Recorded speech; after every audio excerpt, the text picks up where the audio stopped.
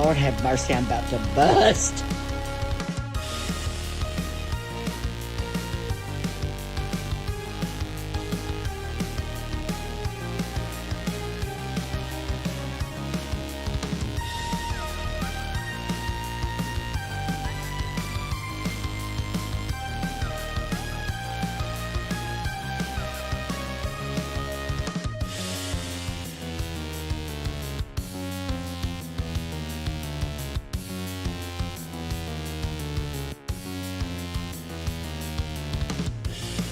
You shut your goddamn whore mouth. How dare you! God damn it, Maverick! I can't help but be racist. It's true.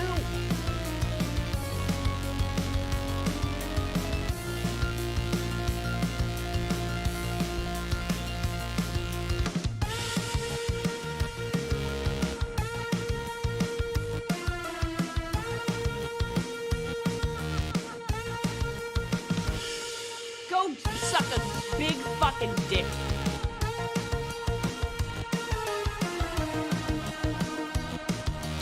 That's a huge bitch! And 10 books. No, I didn't know that I was gonna be sitting talking to a bunch of illiterate people who don't know how to read. Daddy, chill. I would like to rear up and jackknife my legs and kick you both with my foot bone.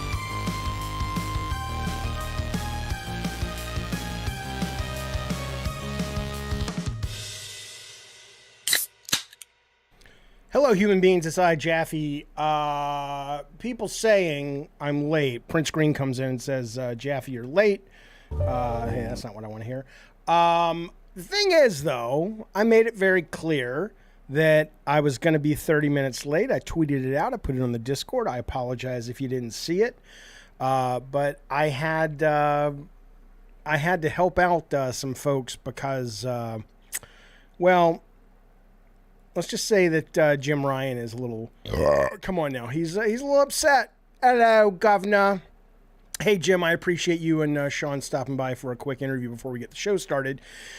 What's going on? I hear you're out the door in March. Is that right? Oh, yes. The wife needs the pickle tickle, and she's like, "Oh, Jimmy, if you don't come over here, I'm going to give Sean Layden something new to do rather than push your wheelchair." Ah!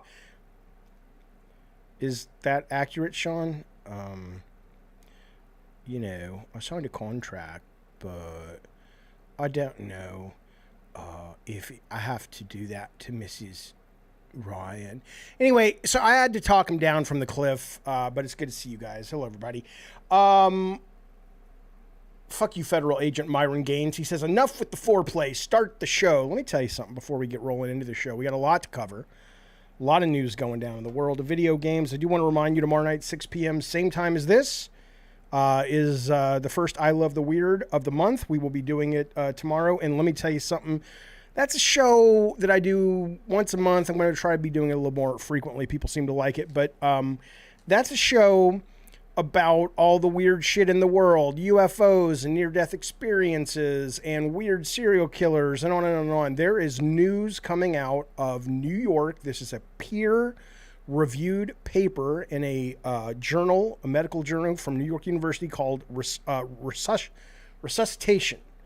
And it's about cardiac arrest. They did this amazing experience that I will talk about on tomorrow's show that has just got me giddy as a schoolboy.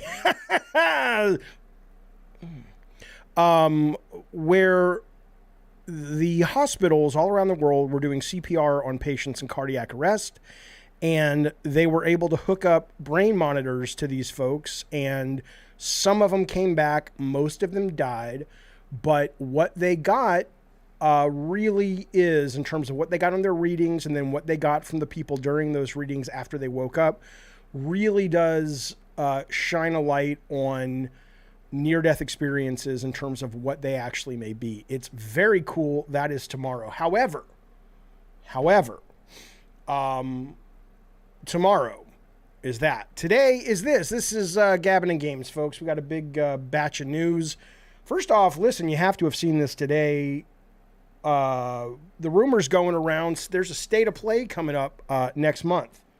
And who knows? Here's where it started. It started with Kojima because he was tweeting out a picture of him doing an edit for a trailer.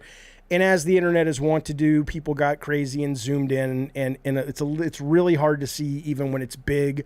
But people have kind of zoomed in and cleaned it up. And it says state of play right here in the file name, right? Then, very, what's the word?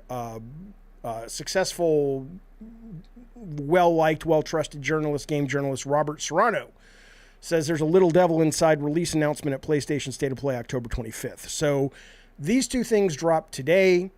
Is it possible that this is happening? I don't know, but I think it would be great. Spider-Man will have already come out, and I imagine what they're trying to do is get people jazzed and excited to say, hey, look, get that PlayStation for Christmas because we got a whole heaping helping of good stuff coming next year. Maybe not, though. You know how this shit goes. Or maybe it's just a shitty showcase with a bunch of games you've seen before, not worth getting excited about, blah, blah, blah. But regardless, that's the news. Let me tell you something else.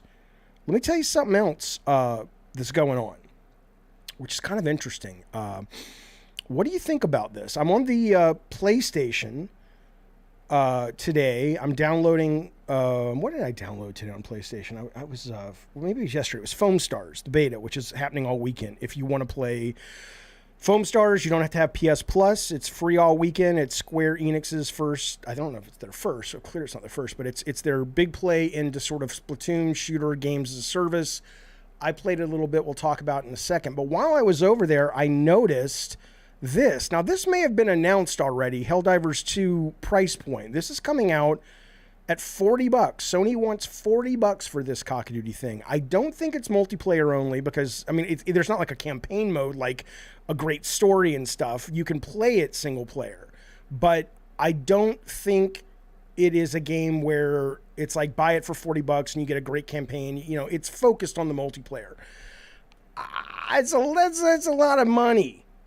That's a lot of money for this fucking thing. Now, again, I'm not knocking it at all. I saw the state of play a couple weeks ago. It looked fine. You know, I wasn't chomping at the bit. But when you have a just cornucopia of video games that are free to play that are pretty much just like this, the idea of dropping $40 and then if you want to play with your buddies, everybody's got to drop $40 for this thing that who knows how long it's going to go. I'm just saying, I'm not saying it's good. I don't think it's as bad as when PlayStation 5 launched and they put Destruction All-Stars at $60 or $70 and everybody's like, what the fuck are you doing? And they eventually backpedaled.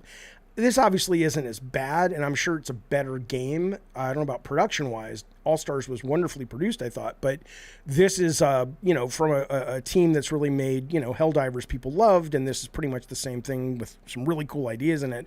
But I don't know, $40, this day and age, this kind of game being sent out with a price, it's like the Crash Team Rumble game. I don't see how you can do a games as a service multiplayer only game or primary multiplayer game and you're charging anything, let alone $40 for it. Ravno says, I will take $40 versus free to play loaded with $15 skins and paywall classes. Hey, don't think that's not happening. Yeah, Admiral Kurd says in January, wait and see. It'll change to free to play. And I'm sure they have that in there. I'm pretty sure there's a switch in all of these games these days where it's like, okay, beep, that was the first bite of the apple. It went okay, but now let's open up the floodgates. So I'm sure that'll happen. But if you're thinking, Ravnos, that if you pay $40, that inoculates you from skins for sure, no. And cosmetics for sure, no. They're going to charge out your butthole for that. However, if they're going to, I don't know many free-to-play games anymore that actually paywall skills and classes. I'm not saying that you can't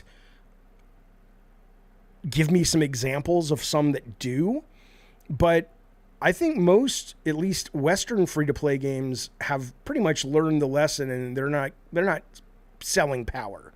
But like this. Darth Nugget says, Jaffe, takes like this are going to get you called an Xbox shield. Fuck them. Fuck any of these people. Hey, let me give you a let me give you a little hint right now. If you're watching the stream and you're kind of new to the stream, if you can't be critical about the things you love and the companies that you like and the games you like, this is not the stream for you because you're a fucking child. Hey, Doug says, thanks, you're casting Jaffe. I can be entertained while enduring bumper-to-bumper traffic in Seoul. You are in Seoul today? That is crazy. That is crazy. I'm going to fix the ads. If ads are popping up everywhere, YouTube has some new settings. I don't quite have them worked out yet. By the way, speaking of free-to-play, here's Foam Stars Open Beta. This went live yesterday. It runs until... is it Monday or tomorrow? It runs till sometime late tomorrow, if not Monday morning, depending. And, you know, I was excited for it, and I downloaded it, and I played it because everybody who played, not everybody, but a lot of people who played it in the press at Keeley's Summer Game Fest hands-on were like, that was one of the best things there. And I was like, oh, shit, cool. You know, I didn't love Splatoon. It was great, but it just wasn't for me. I was like, this is cool. And so I downloaded it. Like I said, you can get it right now on PlayStation 5. You don't have to have PS Plus, so check it out if you have a PlayStation. I downloaded it. It looks really cool. Great, you know, art style if you're into that. Really well executed. I could not finish a single match. I could not finish a single match. Not because it was like buggy or I couldn't connect. It was all that was great. Well-produced game. It was just, it's so chaotic and there's foam everywhere and you can't really tell who's on your team. And maybe if you stick with it, you can get good enough. And I'm sure you can, because there are some good takes on this out there where people are saying, oh, it's great, it's great, it's great. But I've talked to 2 people in the Discord that said, yeah, I tried it and I turned it off almost immediately. That was my experience with it. But, you know, your mileage is going to vary, which is a great thing. Hopefully it'll do well for the people making it. But I did not enjoy it at all. I was very, very happy to play this and then delete it. Ravno says, Jaffe, the teams have color-coded highlights, I thought. I'm sure they do. In fact, I'm almost certain they do. But when you've got the bubbles and then the foam and then the foam builds up and then you've got the different outlines through the foam and through geometry and then you're also doing all these splashy effects moves, it just was too much for me. It's possible. I'm not the only one saying that. I've read some of that online. This is an open beta. This is a network test. So it's possible they'll take that feedback and go, okay, maybe we've gone a little crazy with the with the effects and whatnot. Okay, but anyway, that's out if you want to play it. Disney, this game's great. This game I do like. I played the trial. It finally went free to play. Disney Speedstorm is on PC console. It is a really fun alternative to Mario Kart. It's, as you can see when you're looking at your screen right now, it doesn't look like a cute little Mickey Mouse game. It's the environments are semi-photo real. The cars are really high production, or the carts or whatever the fuck they are. The effects are great. And then the characters kind of, you know, ranging from Pixar to Disney animation to live action Disney like Pirates of the Caribbean and whatnot. They look a little cartoony, but it's really fun. There's a lot of drifting in it. It's certainly not as good as Mario Kart, but it's a good alternative, and it's free. And I recommend it. Doesn't have time-gated stuff, says Ravnos. If you mean like it has time-gated stuff like old Facebook games, like you can only race 3 races and you have to pay, no. There are absolutely... This is absolutely a game where I would be stunned if people don't eventually start saying it's pay for power, in which case I'll walk away from it. But right now, you can race and race the AI and earn upgrades for your car to upgrade your car and compete. So it's kind of one of those things. But even if you just play it straight up, just for sort of a casual thing, it's fun. It's a lot of fun. So what does PlayStation have after Spider-Man 2, says 9 Lives. We'll talk about that in just a second. Admiral Kurd says too much rubber banding in multiplayer for me in this game. I'm not aware... I'm not saying it doesn't happen. The last racing game I was even tangentially involved with, where rubber banding concepts came up was Jet Moto, and that was ages ago. So I've never heard of single player game or multiplayer racing having rubber banding. That seems weird to me. Suddenly I just get a speed boost because I'm in last place and I don't know why. I mean, maybe you're saying that the pickups that come your way are more app to get you closer to the other cars or something. But in AI rubber banding, it literally is sort of slowing down and speeding up people who are too far behind or too far in front of you. So, but anyway, it's good stuff. Yeah, Alex says it's good as well. Hangry Dad played it. It's good as well. Okay. Alex says, too bad it took them forever to make it free to play. It kills the hype. I think it was always going to be free to play. It was just sort of trial for a long time. But anyway, there you go. That's out. If you want to give that a bit of your time and take a look. I want to tell you one thing real quick, which leads into our first story. Hang on. So everybody's raving about The Cocoon, the puzzle game that just came out Friday. Annapurna, they rarely do wrong. They're excellent.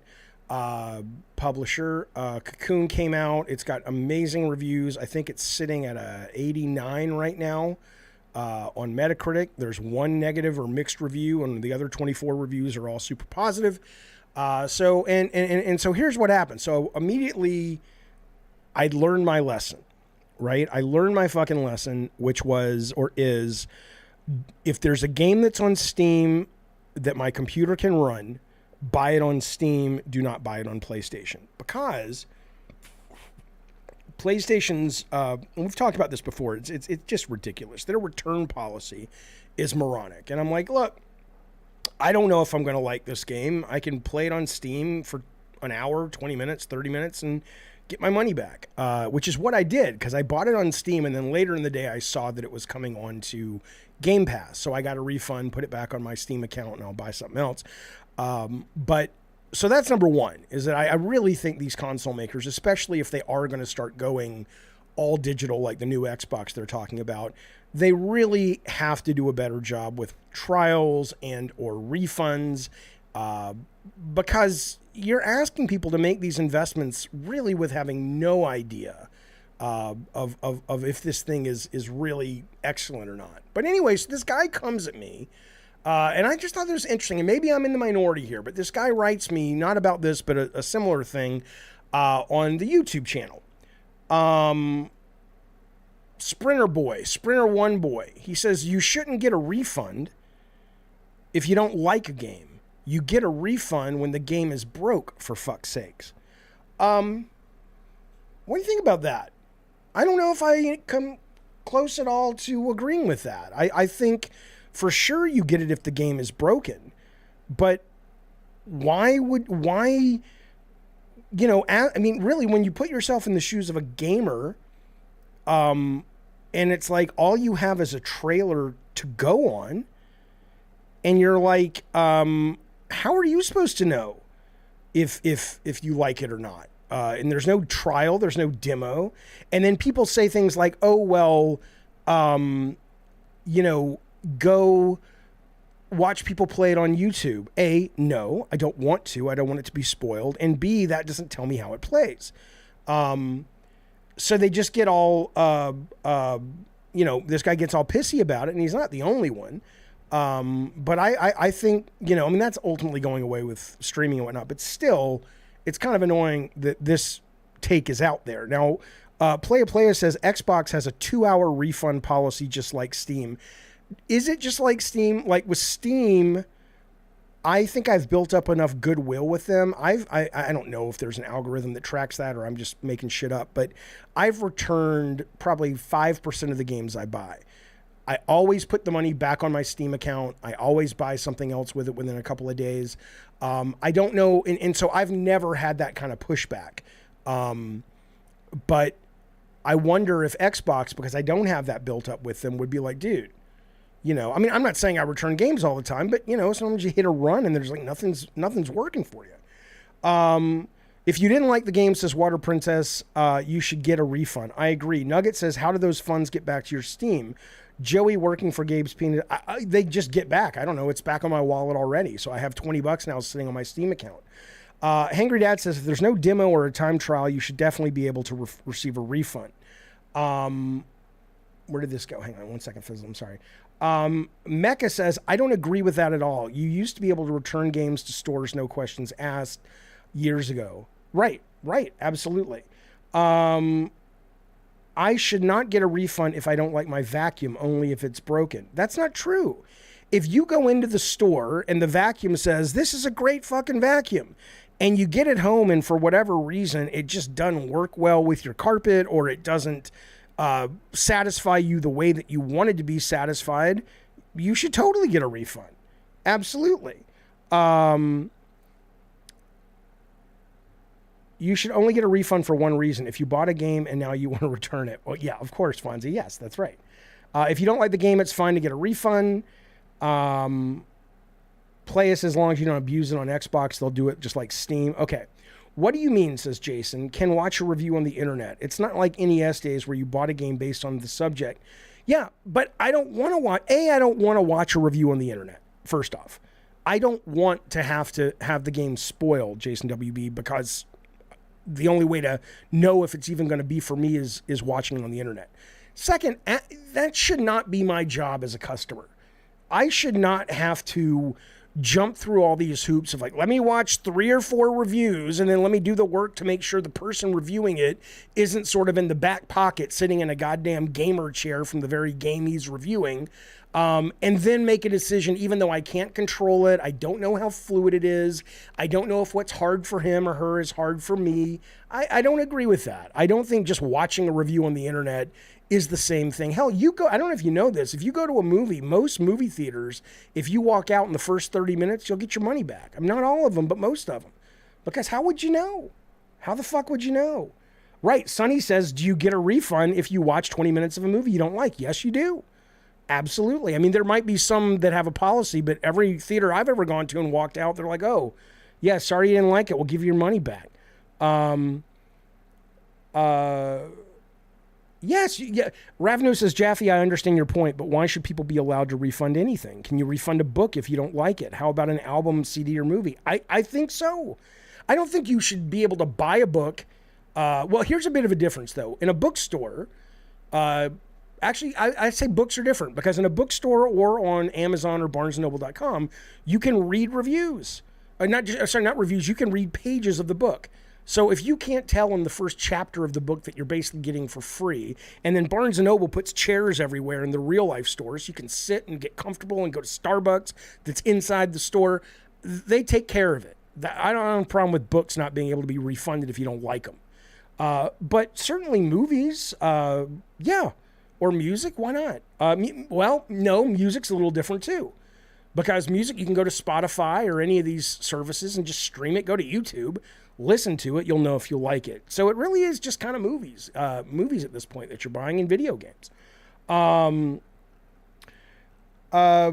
Hang on a second. I missed that one, sorry. I'm not going to fuck you, Alex S. Alex S says, Jaffe, please disable commercials. You don't pay for anything. You have never paid on this stream for a dime. Every membership you have, and I don't bug people to I just say, hey, maybe if you're interested, subscribe or be a member. That's it. I barely even say that, and people yell at me, so you should tell people to like the stream. I don't even do that. Every membership you have has been gifted to you. Okay, so until you start paying some fucking real ducats, don't fucking tell me you don't like watching commercials. Guess what? I don't like them either. But that's how the money rolls in, baby. Come on now. Okay. Can I refund my bad memories? Not yet, but stick around. We'll talk about some of the what's his name? Zuckerberg stuff in a little bit. Okay. I'm sorry. I'm a little behind on the chat. I'm just checking where it is. Look at it. Alex is complaining. Ads. Why am I getting ads? You're getting ads because you're getting ads, motherfucker. Okay. There's no cool box art anymore to determine whether a game is good or not. Dude, that doesn't even matter. That doesn't even matter. I will never forget it. I bought this game with my brother at Service Merchandise. And it was called Slot Racers for the Atari 2600. I want to show you this box art. He and I were like so excited for this box art. Look at this beautiful fucking thing. I mean, you know, it looks like Cyberpunk meets Twisted Metal. If you can't see it, I'll make it bigger for you. Open image. Look at that gorgeous box, right? And I know back in the day, you didn't expect it to look like it was on the box. This is what the fucking game looked like. If you're listening and not looking, I'm basically looking at a game that looks like, I don't even know. It's just like a maze of very simple box shapes and the letter T shooting periods at each other. That's what, not periods like monthly, discharge, but periods like at the end of a sentence. So I'm with you. But, even back then you couldn't really know. You didn't really know. When you buy a car, says Jason, do you read and watch reviews? Sure, but you also test drive it. You also go out to the guy if you're buying a used car, or you go to the lot and you test drive it. And you can test drive it multiple times. It's like, I'm not sure yet. I want to drive it again. Come on, man. Bookster, thank you for the super chat, buddy. He says, the vacuum example was to apply the same refund of logic and why his game argument is stupid. I didn't make that clear. Now, you did. Thank you, buddy. I appreciate the super chat, sir. Okay. Bukaki says, you guys are such consumer whores. I just want you to know that. He's letting you know that. Okay, yes, the Sousa says you can't refund a book if it's been in the bathroom. Number one, how do they know? That would be so embarrassing and cool if Barnes & Noble had like a scanner. It's like, I'd like to return this book, please. No problem. And they run it under the scanner, and it's like, this has over 28% fecal matter, microscopic. We can't take it back. That would be awesome. That would be fun for me. The haunted house box art, Nawdog was sick. It sure was. Do you know the story about the haunted house box art for the Atari game? This was great. Haunted house, they had to change it. You may know this. Haunted house Atari. There's a new haunted house out for Atari, but it's not anything worth doing anything. The original box had this woman running, and I don't even know if you can find it. Let me just say woman. But she was running away from the haunted house, okay? And there were these bats that were chasing her. And if you've played the game, you know kind of what the bats are part of the gameplay. Here it is right here. And then they had this scary guy, but his eyes were right where her nipples would be. If you're looking at your screen, you can see it. And I don't know if they ever went to print with this and then they had to kind of kill it, or if it just never even shipped. But this was the original haunted house box art, which is kind of scary when you think about it. A woman with her naked breast exposed, and instead of nipples, their eyes looking at you. That's kind of cool. Oh my God, Hangry Dad, The Adventures of Bayou Billy. That was a hell of a fucking box art. Jake says, could you return your porn mags back in the day? I never bought porn mags. I always found them in a ditch in the woods when I was a kid. That's absolutely true. It's absolutely true. Can you imagine having sex with some lady and she's got eye nipples, and when you're doing it really good and she likes it, like one of the eyes winks at you? Come on now.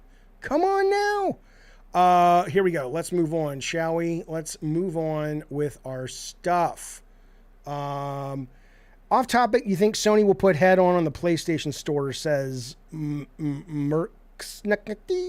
Thank you for the super chat, buddy. I have no idea how to say your name, but it doesn't matter. I will answer your question. I appreciate you being here with us. No, I don't. I think it's a proprietary game engine that they were using to get that working with online, and then to get it working emulated. My guess is no. They did do, the one I worked on, the PS2 version. So maybe that would go up there, but it wouldn't have any, I don't think it would have any online capability. Okay.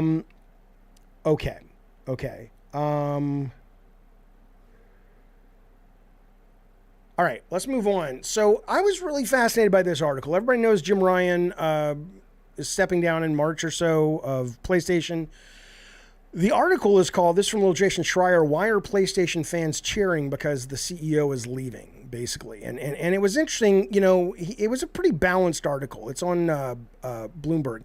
And he was talking about, at first, like, he was sort of surprised why were people, so happy. But then this was interesting. He talked about some of the stuff that maybe was what got him into trouble with fans. The first one being is when he laid into PlayStation 2 games and PlayStation 1 games and said they look ancient. Why would anybody play this? Another time, this is all from Schreier on Bloomberg, while touting the company's accomplishments in Europe and Asia, Ryan claimed that people had never played games before PlayStation in the Middle East, which was obviously false. Perhaps his biggest flub came in 2022 after the Supreme Court overturned Roe versus Wade. Rather than take a stance, as some had hoped, he wrote, "We owe it to each other to respect differences," and then he went on to tell a story about his cats and his desire to own a dog. So part of it's that, but I think fundamentally, are you guys still getting ads? You shouldn't be getting it. You should be getting an ad every 24 minutes. If you're getting an ad more than that, something's gone wrong, and I apologize. I'll figure it out in the next stream. I don't know what would be causing that. But so, part of it with Ryan, I think, is just he really, I don't hate the guy. I don't know him. I don't have any real ill will or thought about him at all. There's no doubt he didn't come across as personable, right? He wasn't Layden. He wasn't Shu. He wasn't even Jack Tretton. He seemed like he could have been selling bolts at a hardware store. He could have been the sales guy for hardware, bolts and nuts and whatnot for Home Depot, and he would have been just as passionate about that. I'm not saying that's the case, but that's how he came across. And obviously, people, what do you want, dog? I'm talking about Jim Ryan. Now you're on the show. What do you want? Speak. Yeah, you goddamn right. I'm talking about Jim Ryan, Jack Ryan, whatever the fuck his name is, Jim Ryan. Get up there. You can get up there. It's fine. So maybe he just doesn't make a good impression on gamers. But I will tell you, though, in the article, Schreier was talking about there's a lot of good stuff he did. He says the PlayStation 5 has sold more than 40 million units, more than double Xbox, if not quite as rapid clip as PS4. Although that was mostly COVID. You can't blame Ryan for that. It has seen a handful of well-reviewed exclusives such as Demon's Souls and Final Fantasy 16. Dude, I got nothing for you. I'm doing a stream. You ate, you got the water, I'll take you OUT a little bit later. I have to tell the people what's happening in the world of video games. Do you understand? Speak. Yeah. Now listen, here we go. What? Man, no. I'll kick you out of my room, dude. You got to leave the office if you keep doing this. He's just looking at me, my dog. You have to go potty? You want to go poo-poo? No, he doesn't need to shit, Ravenous. He's literally looking at me like this. And I'm just like, dude, is it that I'm picking on Jim Ryan? Am I a shill for Xbox? Anyway, so, there's some good things Jim Ryan did.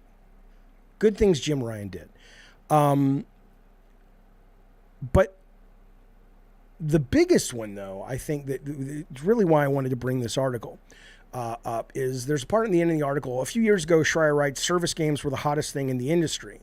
But now, even the season sensation Fortnite isn't making as much money as it once did.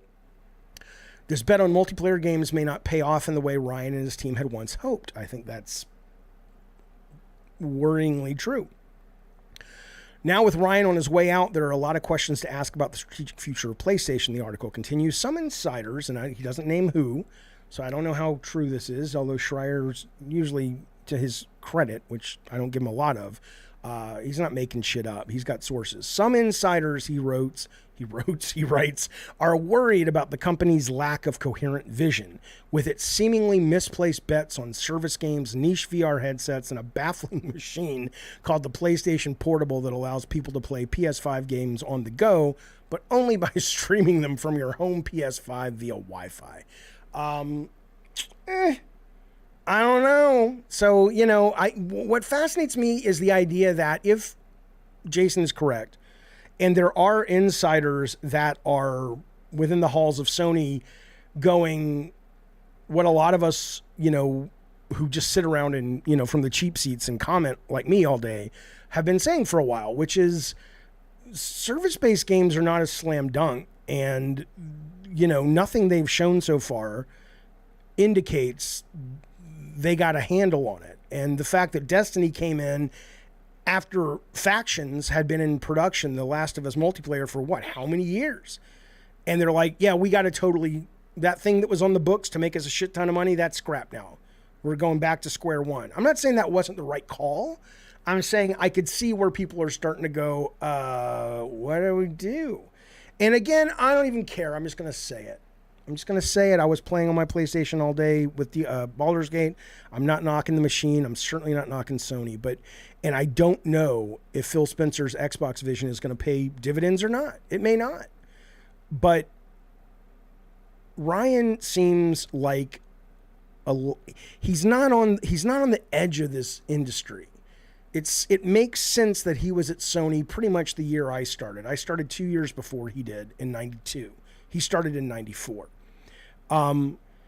Everything about Jim Ryan says box products, end caps, sales guys, marketing, Super Bowl, all the things that are just no longer crucial.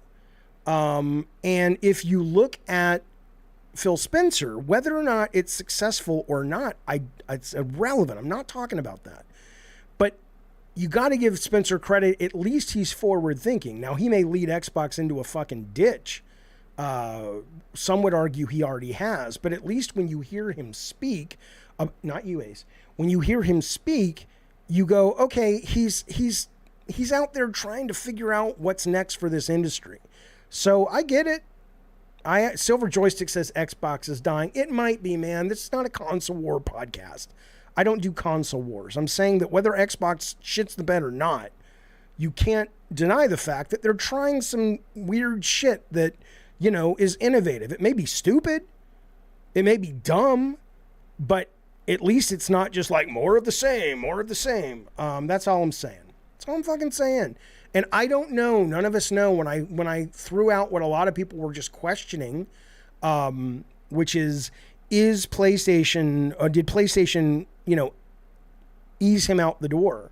Or did he actually retire based on the criticisms he had about working in, jet lag and all that?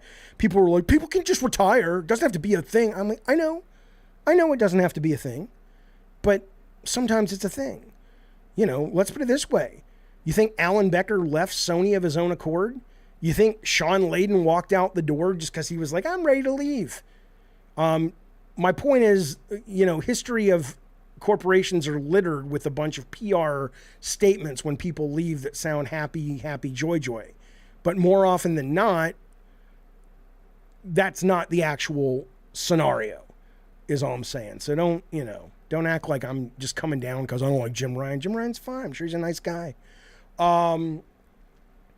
Okay, let's move forward with more news, shall we? Yeah, let's do it, everybody. Let's move forward with more news. Yeah, Afro says, people can just retire, said no laborer ever. Yep. Neo Hagen says, I think PlayStation will follow only the thing that Xbox can accomplish. We'll see the mistakes Phil made and then apply that. Yeah, that's smart too. If you can afford to wait for your competitor to make mistakes and then take the stuff that was good, absolutely.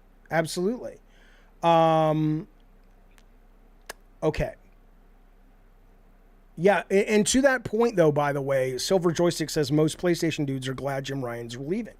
But I wonder what they think is going to replace him. Like, are they going, it's going to go back now to weird, quirky titles like Parappa the Rappa, and it's going to go back to all the games as a service other than maybe one or two gone.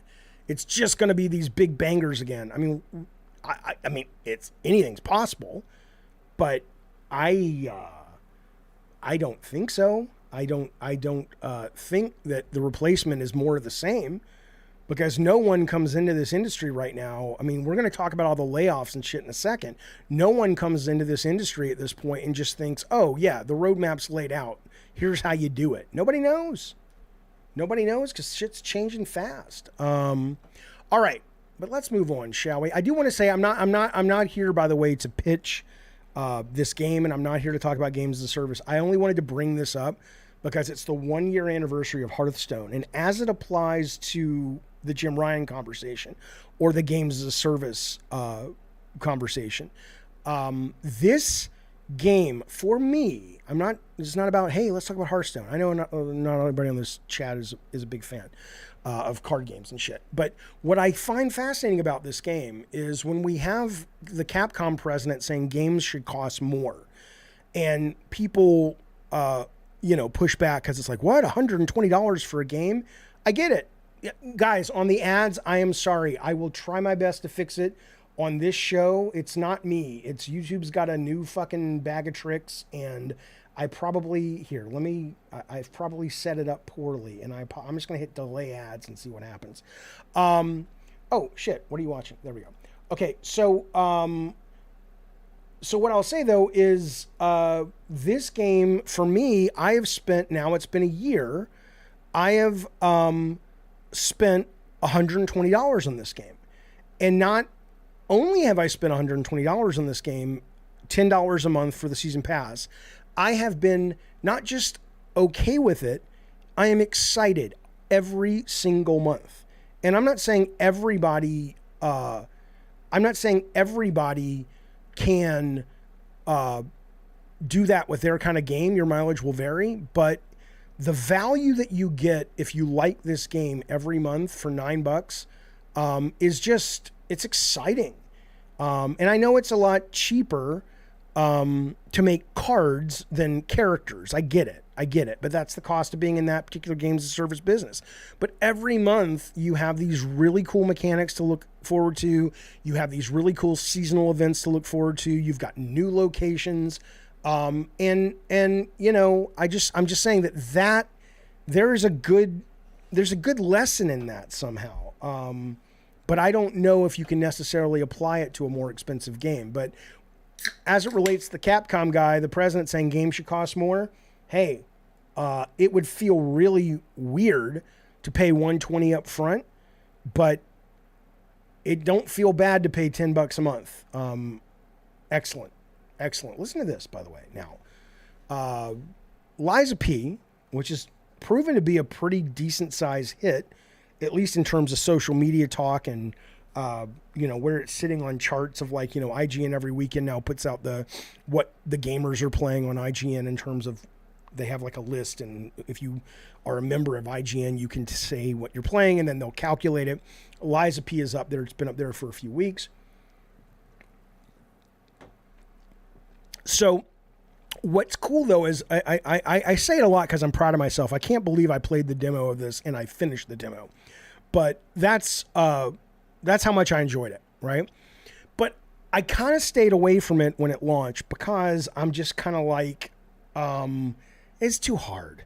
Even though I finished the demo, I'm like, I don't need that in my life right now. I'm enjoying so much Baldur's Gate and Starfield that really just allow me to have a good experience that doesn't stop me every 10 minutes with something really hard, right? Well, here's what's cool, man.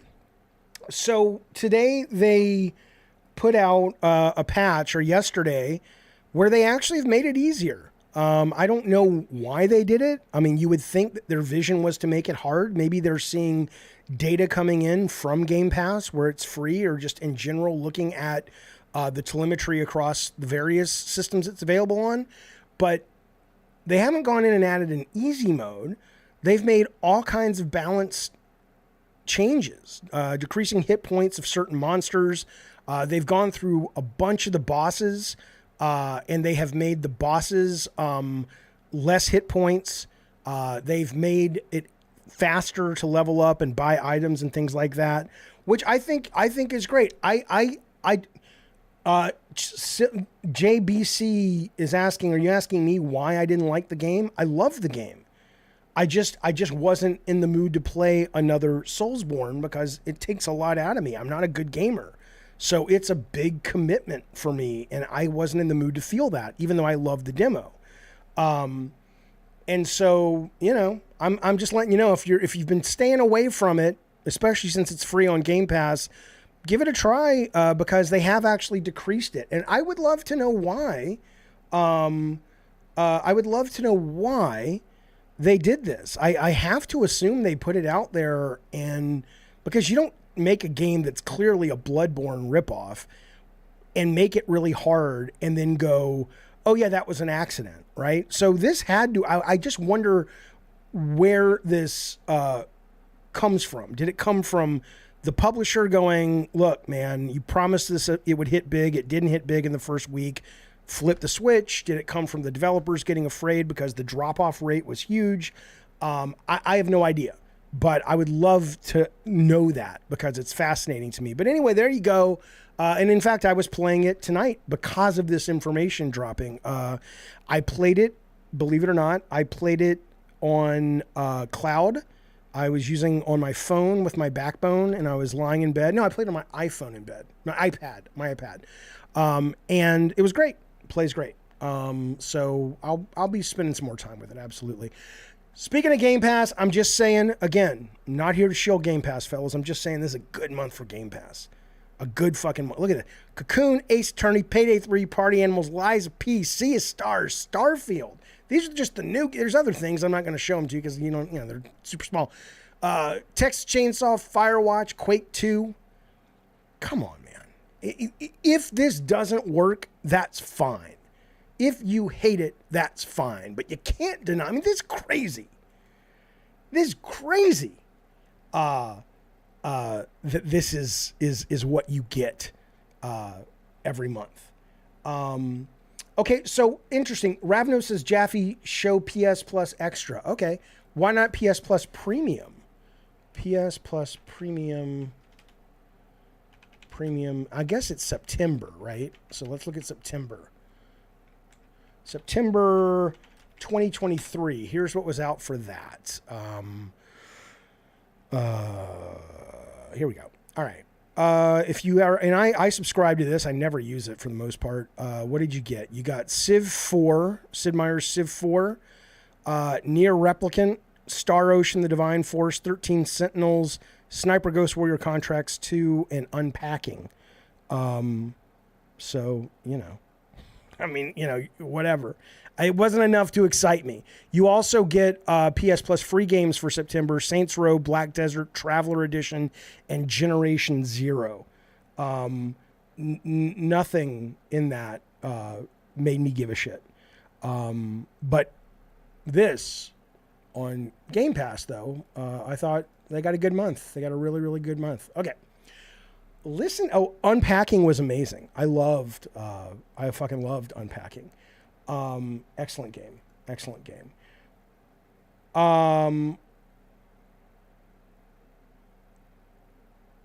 Okay.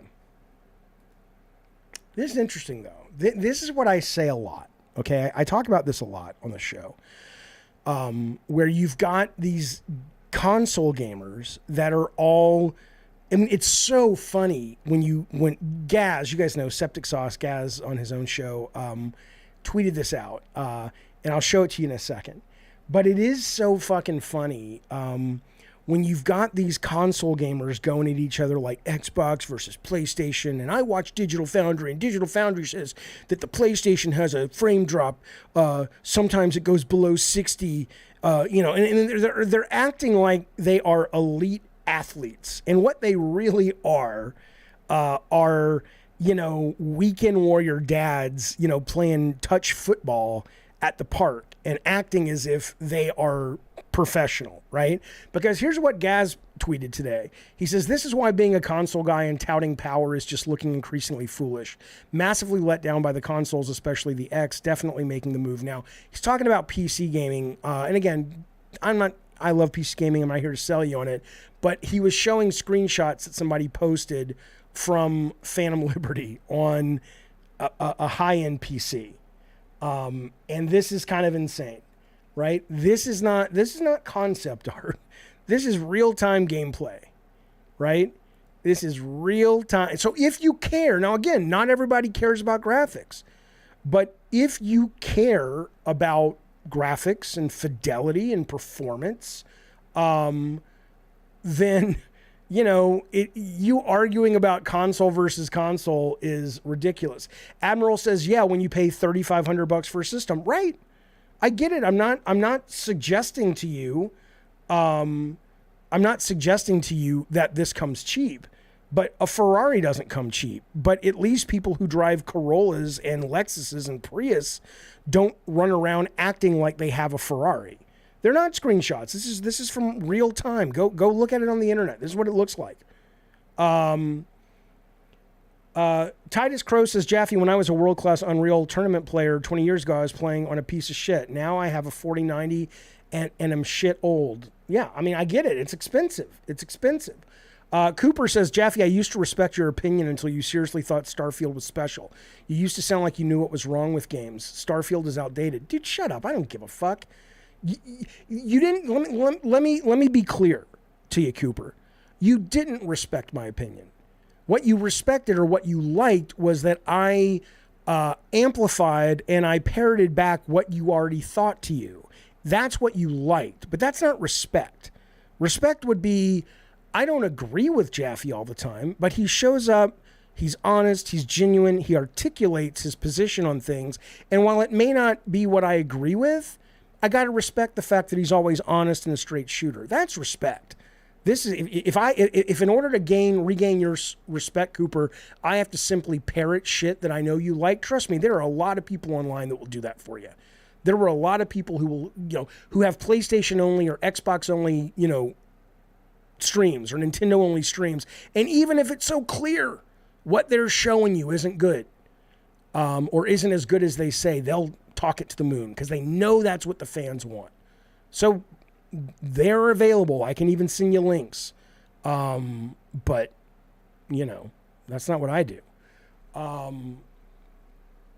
Here goes Jaffe, says Cooper, always telling people how they're wrong. I didn't say you're wrong. I just think you're using the term respect wrong. And I think it's stupid. Darth Nugget says there are better ways of dealing with an incredibly small penis other than this, Cooper. Yeah, there you go. Thank you, Realism. You respect me because I'm cute, but that's not even a reason. It's not even a reason.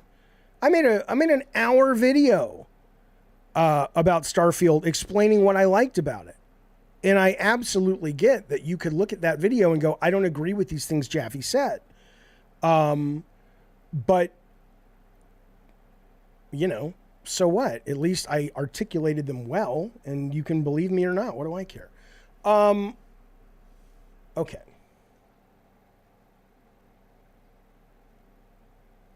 It's not that you can't expect horsepower from your machine if you have a console. It's just that you're arguing over something so silly. In my opinion, because if you really love what you say you love, because here's what I would say about that. We're going to get off this, but if you really love what you say you love, which is, I just love great graphics, then you would be saving up your ducats and buying a PC. What you love is the fight. What you love is being right. What you love is your team winning. If you're actually in that battle, unless you're talking gameplay. But if you're talking power, and if you're talking console performance, I'm sorry, I don't believe you. I think if you really loved that, that would be like saying you absolutely fucking love football, but you never watch the NFL, you have no interest in college football, but you'll go watch the junior varsity team at the local high school. It's like, okay, that's great, but that's not football. I mean, it is, but it's not real football. Okay. Let's move on. I don't want to talk about that anymore. Hang on. What are we going to talk about? It's late, man. I shouldn't stream so late. You know what? I'm going to do a favor for you guys. I'm really going to bring this up to you, though, because this is good stuff, man. There's some good deals out there.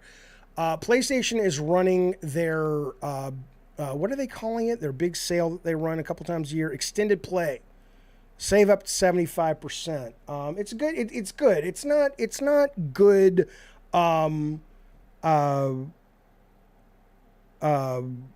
Like old school Steam sales, but you can get some good deals. You can get Grand Theft Auto 5 if you don't have it for $20.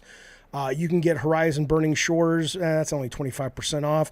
But I did put together some of the ones that I thought were really fucking good. Immortals Phoenix Rising, PS4, PS5, 85% off. It'll cost you $9.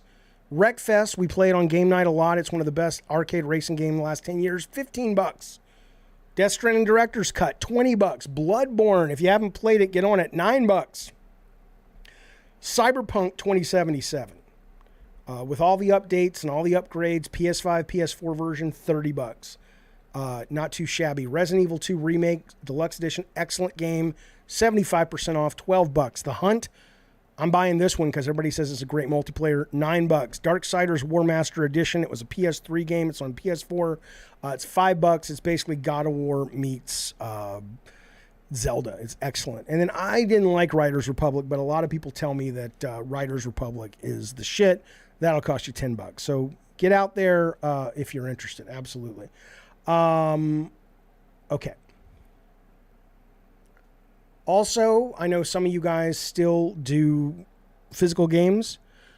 Super Mario Wonder and Super Mario RPG you can get for $10 off. That's rare, given it's Nintendo. You get these over at Geek Alliance. $50 instead of $60. So if you're buying physical games, getting them for gifts, that's out. I wanted to bring that to your attention. Also, come on now. Afroponix, that's interesting. He says, Jaffe, have you talked about the new PlayStation rating system where you can only rate a game if you buy and play it? Is that a thing? I heard somebody, I didn't say Riders Republic was free. I mean, it was probably free for me, WitchX, when I got it on Ubisoft Plus. It felt free, but no, it's on sale right now for $9. Is that a real fucking thing? That it's I didn't know that was actually happening, but it's a wonderful thing. I think, I don't know if you guys saw it, but you had all these people on Metacritic review bombing Mortal Kombat 1, and the vast majority of them were doing it because they bought at first. A lot of the game companies, including Sony, I think, and Xbox, have been like, yeah, we're not going to have our servers and stuff working for Russia right now because we're opposed to the war and what they're doing, blah, blah, blah. I agree, but your mileage will vary. But at first it sounded like a lot of people had bought the game and they were told it would work in Russia, and now it doesn't. But then what ended up happening was they got the demo of the game from other countries by kind of cheating the system. And so then they bought the game from those countries, but the servers don't work in Russia. And then they were pissed about it. And it's like, well, you were gaming the system, you got caught, and, overthrow Putin, we'll talk. So they're very upset. And so they've been review bombing the shit out of it. So the point, I bring it up only as you're bringing up this new Sony rating system. I think all of it, if you can't, it's just dumb. Maybe it's not in their best interest as a business to do this, these rating companies, these aggregate companies. But if you can't prove you've owned the game and you've played the game for, an hour or whatever the limit is, or maybe it says how long you've played it like Steam does, then you can't leave a fucking review.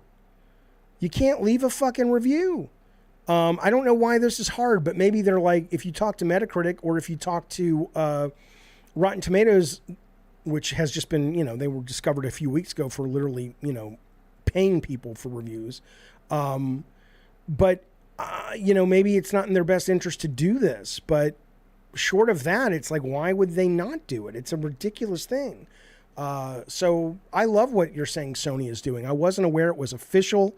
I'm wondering when it starts. So Zeno says the rating system is old, PlayStation 4 old. You always had to have bought the game. Okay, well then, I don't see a lot of review bombing on the PlayStation Store. So then maybe what Afro is talking about is different. I'm not sure. But certainly the ones that people really go to are Amazon and Metacritic and Rotten Tomatoes. And if they really want to bring their sense of value back to people, I think I think they need to make some changes, because I could see these services kind of collapsing as more and more of this shit comes to light. I'm surprised people didn't talk about Rotten Tomatoes as much as they did, where it was found. I'm trying to remember what happened, but it was like there were reviews that movie studios paid for to be on Rotten Tomatoes, and Rotten Tomatoes knew it. Twisted Sith says, Jaffe, do you believe in review bombing as a principle? No.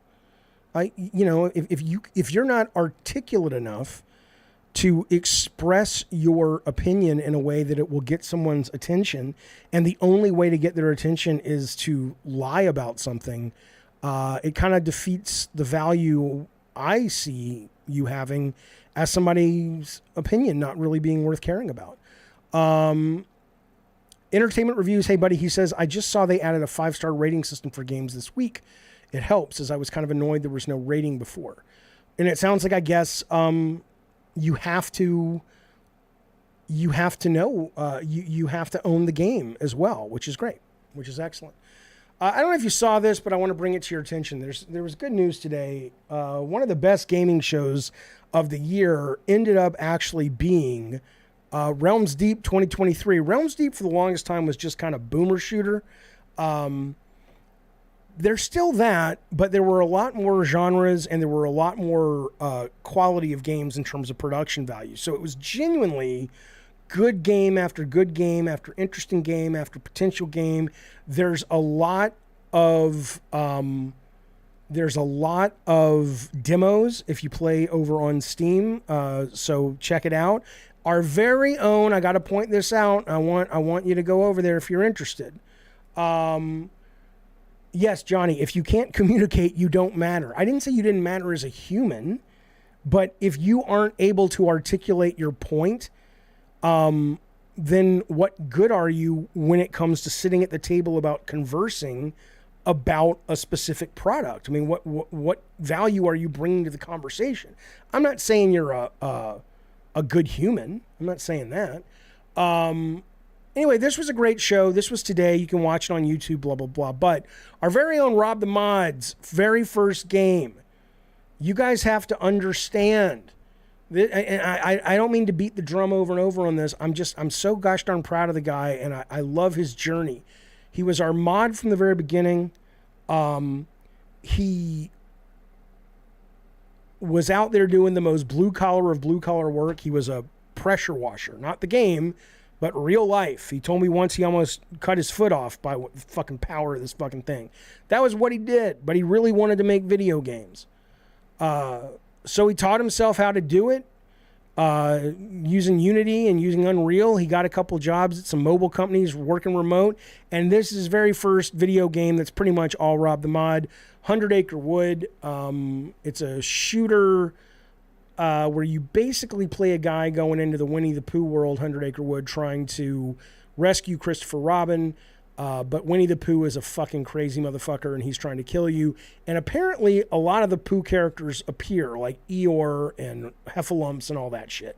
So if you're interested in this game, go on over to Steam, put it on your wish list. Hell, I'll tell you what, even if you're not interested in the game, but you should be maybe, put it on the wish list. It helps him out a lot. And Rob's been such an integral part of this stream since the very beginning that I sure hope that you guys can help him out that way. That would be nice and awesome. And it looks like it's going to be a great game too. Okay. Hang on, where'd it go? How else, says Mr. K, can consumers make their voices heard besides reviews? Well, I'm not saying don't do reviews. I'm saying that if you're review bombing and you're not actually leaving, like, you can leave a shitty review. I left a shitty review that I still get shit about today on a game called something Squad. It was that thing, and Curiosity Squad, whatever it was. I just thought it was terrible, and I didn't even know my reviews were public. I didn't even leave a review. I asked for a refund, and they said why, and I was like, I just think this is horrible, blah blah blah. And somehow I guess the developer got that, and then he published that, and I'm like, I got attacked by all these people, but I'm like, at least I bought it, and at least I played it. And at least I gave it a chance. That's fine. But if you're upset at a game because it has pronouns or whatever you're upset about, even if it's a valid thing that you're upset about, if you haven't played it, I don't think you should be able to review it. No, I don't. I'm buying it. I like the story. My kid loves Pooh Bear. Oh, yeah, I don't know, Titus Crow. I think this is going to end up being an M-rated game. So, but which game am I talking about? It was called was it called? Curiosity? Something Squad. What was that game, you guys who've been here for a while? What the fuck was that thing called? Is it not Curiosity? Curiosity Squad, maybe? Something Squad. What the fuck was that? I don't fucking know. Cruelty Squad. There you go. Cruelty Squad, dog. That's right. It was this fucking thing. And I just thought it was horrible. And my understanding is it's really good. And I'm like, that's fine. But what I played, and I played it on the stream, just, I didn't get it. And I was fine not getting it. But, you know, people are. It's like, you don't get it, so I'm going to enjoy that I got it and you don't get it. And then I'm going to make you try to feel bad because you didn't get what I got. Fuck you, you idiot. The game goes out of its way to make itself hard to like. And, you know, that's part of its charm for some people, but not for me. But, you know, enjoy it. Go with God. I don't care. All right. Listen to this, man. You know who this guy is? Let me ask you a question. If you had a boss at your job that was worth $3.2 billion, and this motherfucker sent out an email to the entire company that said this. I'll give you some of the choice words. Realism says that game looks terrible. I'm about to review bomb it. Come on now. He says it's not sustainable for us to operate a money-losing business. Every expense at this company must be scrutinized under a microscope and all waste eliminated. The company has no use for delegators and money wasters. I expect everyone to treat company money like their own and lead by example. What? This motherfucker is the CEO of GameStop. He is worth $3.2 billion. And, they do, Stoner Joe. I'll get to him in a second. I'm sorry, buddy. He is worth $3.2 billion. And he is coming at these motherfuckers, these people who work at GameStop, acting as if, what was this quote he gave that was just insane to me? He's talking about prospering in retail means survival. If we survive, we stay in the game. I expect everyone to roll up their sleeves and work hard. I'm not getting paid, so I'm either going down with the ship or turning the company around. You don't need to get paid. You're a billionaire, you idiot. And then he talks about whether the reason we're struggling is a difficult economy or revenue deceleration from shrinking software. We must be profitable. Then here's a tip, bitch. Here's a tip, Ryan Cohen, you stupid fucking moron with your stupid fucking moronic face. People like this piss me the fuck off. Here's a tip. If you want everybody to work real fucking hard, you fucking billionaire piece of shit, and you want them to treat company money like it's their money, and you're going to be a hard ass to make this company work, that's cool. You know what your job as CEO is? Your job is to tell people what the fuck GameStop brings of value to customers. And then they can work hard. But I assure you, nothing you guys have done since you've taken over and before that was ever going to save this company, no matter how hard people worked, because you don't offer a fucking valuable product, you stupid fucking moron who got lucky because you sold a fucking dog food company. So sit the fuck down and just accept that you don't know what the fuck you've got. You don't know what to do with GameStop. And now you're lashing out, you rich fuck, at the people who work there, and you're not giving them any direction. What would you do? What the fuck would you do with GameStop? Lead them. Lead them. Be Jesus in the desert. Was that? I don't know the Bible, but somebody was in the desert. Maybe it was Moses. I don't fucking know. Lead them. And say, this is what we do. This is how we do it. But don't just say, we have to be a great company. Fuck you, you fucking idiot. I hate people like that. I do. I hate you, Ryan. Is that his name? Ryan Cohen. Ryan Cohen. Fuck him. I went to a random GameStop, says Conglomerate, the other day, and it just felt miserable being in there. It was disheveled, and the employee looked like they were being held captive. It's horrible. I mean, it is always feels like a pawn shop to me. And whenever I bring it up, there's always one or two people in the chat that are like, no, that's not my GameStop. Mine's not. It's like, great. But you know what? I've been around for a long time. I'm 52. I've been to a lot of GameStops. I've been to a lot of Babbage's. I've been to a lot of electronics boutique. Trust me. The vast majority of ones that I've walked into smell like nerd sweat. Looks like a pawn shop with all the stickers everywhere. And the fucking people who work there won't shut up trying to strong arm me into buying all this bullshit that I don't want. So it's like, I get that's their job. I'm not mad at those employees, but don't fucking come at me with this fucking bullshit. That's a terrible company you've acquired. You're a piece of shit. All right, that's all I'll say. That's all I'll fucking say. All right, let's get some super chats. Jaffe worked at the first Radio Shack. You know what? I didn't, but I will tell you that I was learning computer programming, basic, of course, and I was at the mall, and I was in the toy store, and I saw the game box for Sword Quest, which was just this cool sword and sorcery fantasy game on Atari. Fired my imagination, and I went down to the Radio Shack on the first floor, and I just started programming a sword and sorcery game based on that box art. I mean, I never worked there, but I loved Radio Shack, man. I fucking loved it. All right, let me get these super chats from our good friend Stoner Joe. Stoner Joe says, what is this? A video game internet show for ants? Thank you, buddy. The sign on the back of the car said Critters of Hollywood. Aries, defeat my enemy and my life is yours. Do my supers not show up anymore? No, Joe, they do. And they're just as fucking crazy as they've ever been, sir. I hope you're well. I appreciate you supporting the show all these years. I appreciate you being here with us. And I want you and everyone else, if you don't mind, to welcome our newest Diet Soda Soldier member, J.A. Styles, who is, Lord have mercy, I'm about to bust. But like all good things, it had to end sometime. Thank you, Jay Styles. I appreciate you being a member and being part of our community. Very, very kind, sir. Thank you for that. Appreciate it. Okay, everybody welcome Jay Styles. All right. See you, Godslayer. Good to see you, buddy. All right. Let's move forward, shall we? Fuck that GameStop piece of shit.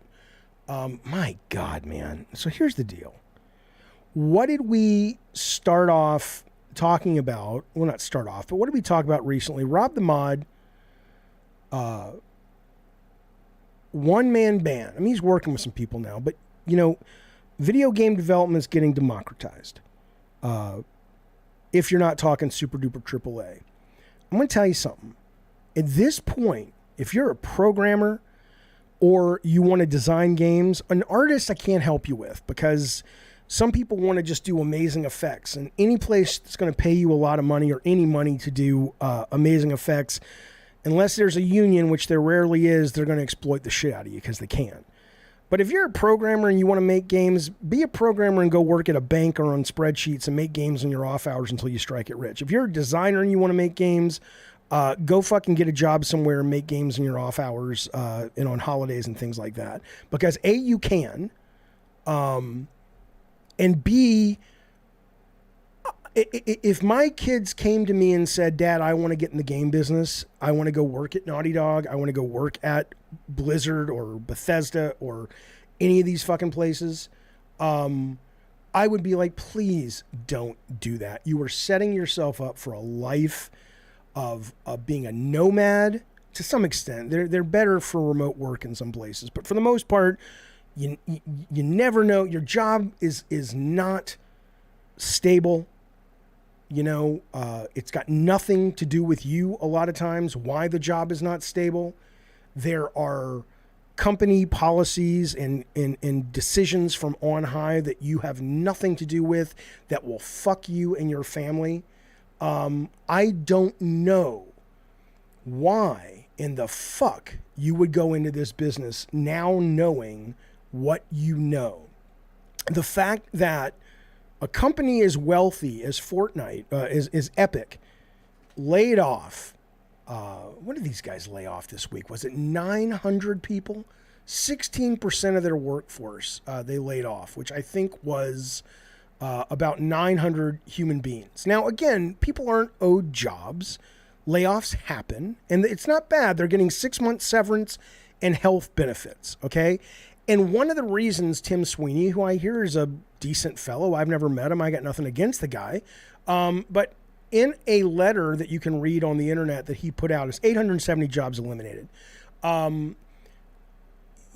letter he put out, he said, one of the reasons is, Fortnite is still doing well, but there's a lot of the money for Fortnite is now starting, not all, but I don't know what the percentage is, but a lot of it, more than they anticipated, is being paid out to creators.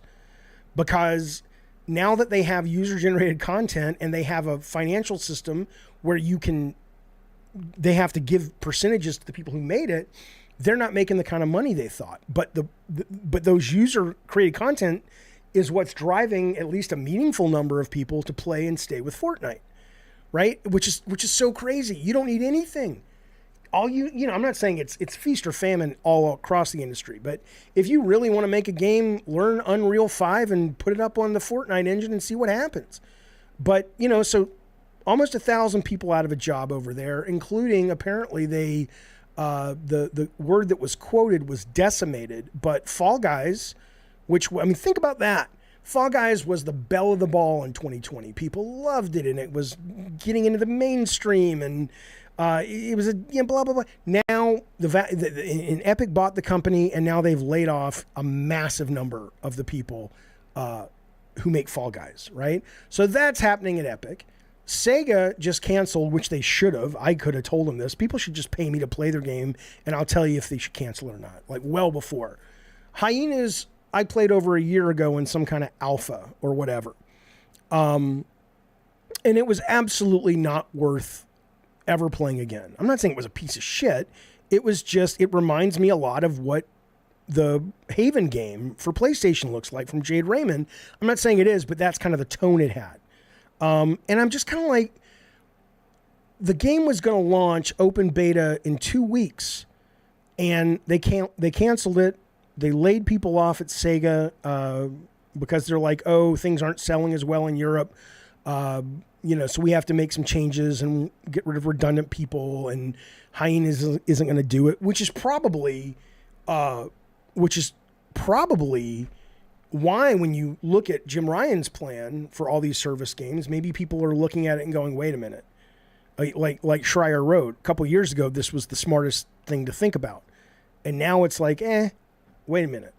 Wait a second. It's not that it's greed in the industry. Alana Pierce wrote this, and I thought it was interesting. She wrote on Twitter, the games industry makes too much goddamn money to be hit by layoffs so frequently. I love the industry so much, but companies bragging to their investors an earnings call in 1 minute and then firing half their team in the next just feels so despicable. She's right. But at the same time, though, when you guys are saying in the chat like it's greed, it's not that it's greed. Although, of course, it is. But it's also that if you're running these companies and they're public companies, the people who make the content are not seen. I don't mean this like they're seen as subhuman. I don't mean like personally as human to human. But they're widgets. They are. It's like you're working on a fucking city builder, and it's like, okay, I've got so many people here, and I'm going to put these here, and I'm going to remove these here. You're looking at them like a war map, and you don't take it personal because you are a slave to your shareholders, and making them money and having growth, right? So to look at this and say it doesn't make sense. They make so much money. Why are they laying these people off? They're laying these people off because it's cheaper to lay them off and hire more people when they need them than not. It's just business. And I'm not saying that's acceptable, but that's what it is. So it doesn't, if the industry makes more money, they'll just keep doing it more. Cathal says, if greed doesn't do for your job security, AI will gladly step up to the plate, right? That's true. It's how business works, says Silver. It is. But there is a point though. And we are seeing it. We are, twist. Okay, hang on. There is a point, though. We are seeing it more and more, certainly this summer, with all the people going on strike, which I think is wonderful. I don't think the games business is what? What, dog? I don't think the games business is ever going to unionize the way movies have, but that's a different conversation. Here's Corey. I don't want to just identify Anna as Corey's wife, but that's how a lot of you know her. Anna Barlog wrote, I agree, Alana, it's infuriating. Too many of them view humans as disposable assets. They do not see the value they bring to the company and how these individuals who put so much of their lives in the games are the reason they make so much money. But I do disagree with this take that Alana and Anna have. Anna. Let it go. Remember Anna and Frozen? That was a good movie. Shh. ADD meds wearing off. Because, again, they're not viewing them like that. They are viewing them as disposable assets. And Anna would be right if they were to say they don't see the value they bring to the company. But they do. They recognize that they can cut a bunch of these people to make their bottom line look better, make bonuses, all this shit, get better loans from the bank to make more games, blah, blah, blah. And then they can hire them back. Or they can hire a bunch of the new people that are waiting in line to jump into the sausage grinder. That's why I'm saying don't go into this business. It's just not worth it. Like I said, if you're a guy or a girl out there and you're like, but dude, I want to do these amazing high-end effects, then I get it. Maybe what I would say is after you've kind of learned your trade, go make shit for asset stores and stuff. But don't work for these people. Because this is your life. And even though, like I said, some people are doing remote work more and more, or a lot of people are doing more and more, if you don't have a company that allows you to work anywhere in the world, good luck getting a house and getting your kids in a school and having them actually grow up in the same neighborhood with the same friends. You will be moving like a fucking radio disc jockey moved back in the 70s, 80s, and 90s.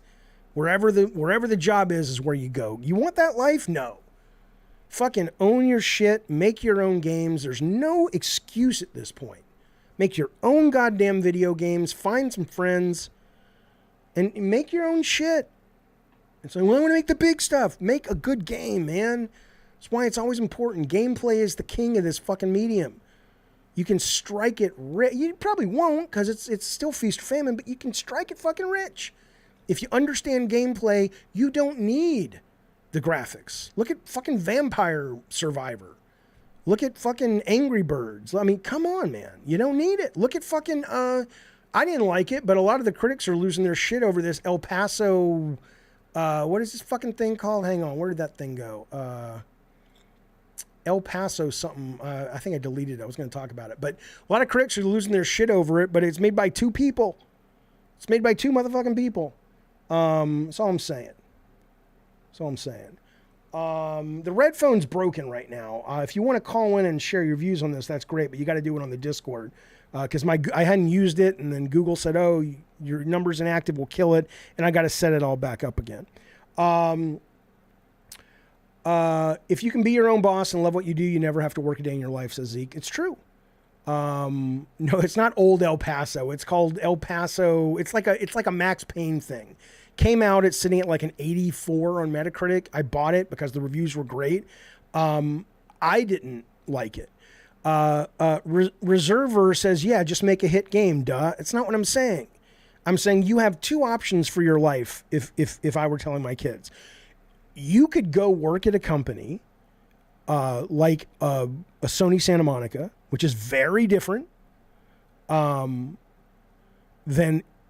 not because Sony Santa Monica is bad, but it's a modern AAA company. It's different than when I was there. You can go work there and deal with all of the heartache and headache of what that means. And yes, maybe you'll get to say, look, Ma, under these 800 people in the credits, I did the textures on the tire for the Jeep that, Nathan Drake drives in Uncharted 6.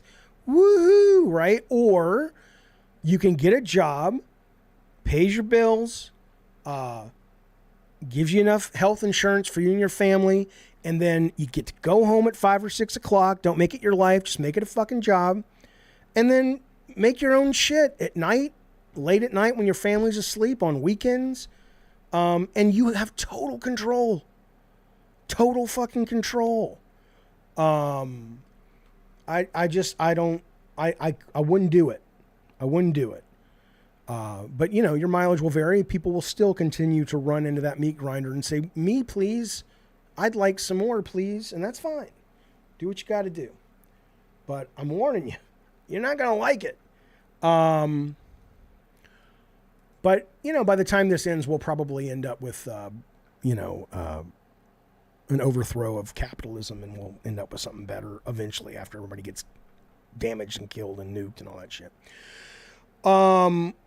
Okay. Before we get to the last news story of the day, by the way, I do want to thank somebody. He's anonymous, or she's anonymous, but somebody bought a Jaffe tumbler on Teespring shop. Thank you for that. As you can see it in the background, that is a Diet Coke can that looks just like Diet Coke, but it's got Jaffe on it. It's made by the brilliant Trey Trimble. It's got lots of little Easter eggs. If you look at the nutrition value and all that stuff, it's good stuff. So anonymous, whoever you are out there, thank you for that support to the channel. I appreciate it. Okay.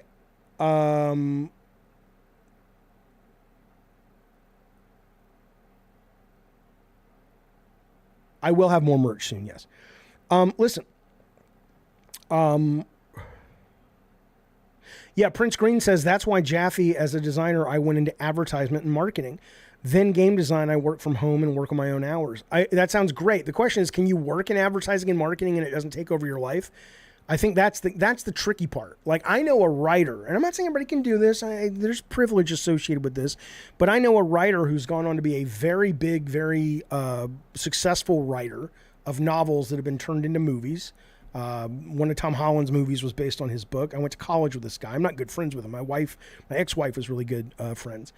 But he worked at a library, and it was the easiest fucking job.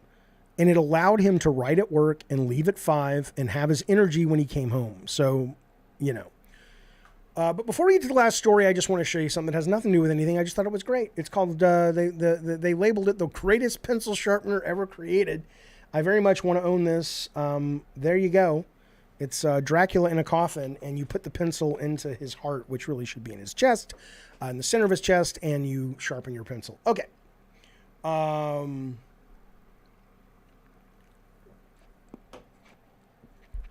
Well, to be fair, Mr. K says, you let your wife be friends with men? What a beta move. They were friends in college before she was my wife, and he's gay. So, you know. Honestly, letting your wife, not that you let your wife do anything. Thank you, Afro. Good to see you, buddy. Letting your wife, quote, be friends with whoever the fuck they want is the most alpha move you can have. Because if you're a man and you can't keep your partner happy to the point that if she hangs out with other dudes, she's going to see what she's missing, then that ain't alpha. That's you being a fucking coward. So, you know, fuck off. Okay. Silu, hey, buddy, good to see you. It's been a while. Silu's been a member for 18 months. Appreciate it, buddy. Thank you so much for that support. And in that, what do I give you, buddy? I'm going to give you a... what am I going to give you? I'm going to give you the original Sweet Tooth saying to you... You goddamn right. Thank you, buddy. Never fuck with your wife's life. Then you always have stuff to talk about and it works, says Titus Crow. It's true. Okay, here we go. Now, listen to me. We're going to talk about Zuckerberg's keynote. Not the thing that you've seen on Lex Fridman. I'm going to show you that because it's batshit crazy. But he did a keynote Friday, Monday, Tuesday, last week. The heart isn't on the left side of the body. The heart's in the middle. Alexa, is the heart in the center of the chest?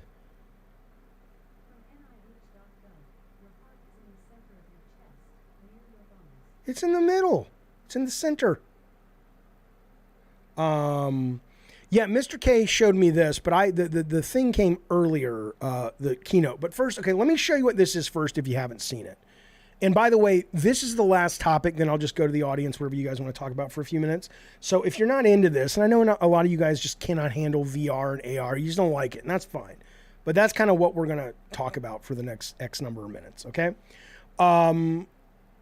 This is Lex Freeman. I'm sure you know his podcast. Great podcast for the most part. He and Mark Zuckerberg got scanned, and on the left, that is what they look like in virtual reality. So together, they were basically, different states, LA and Texas, I think, I don't know,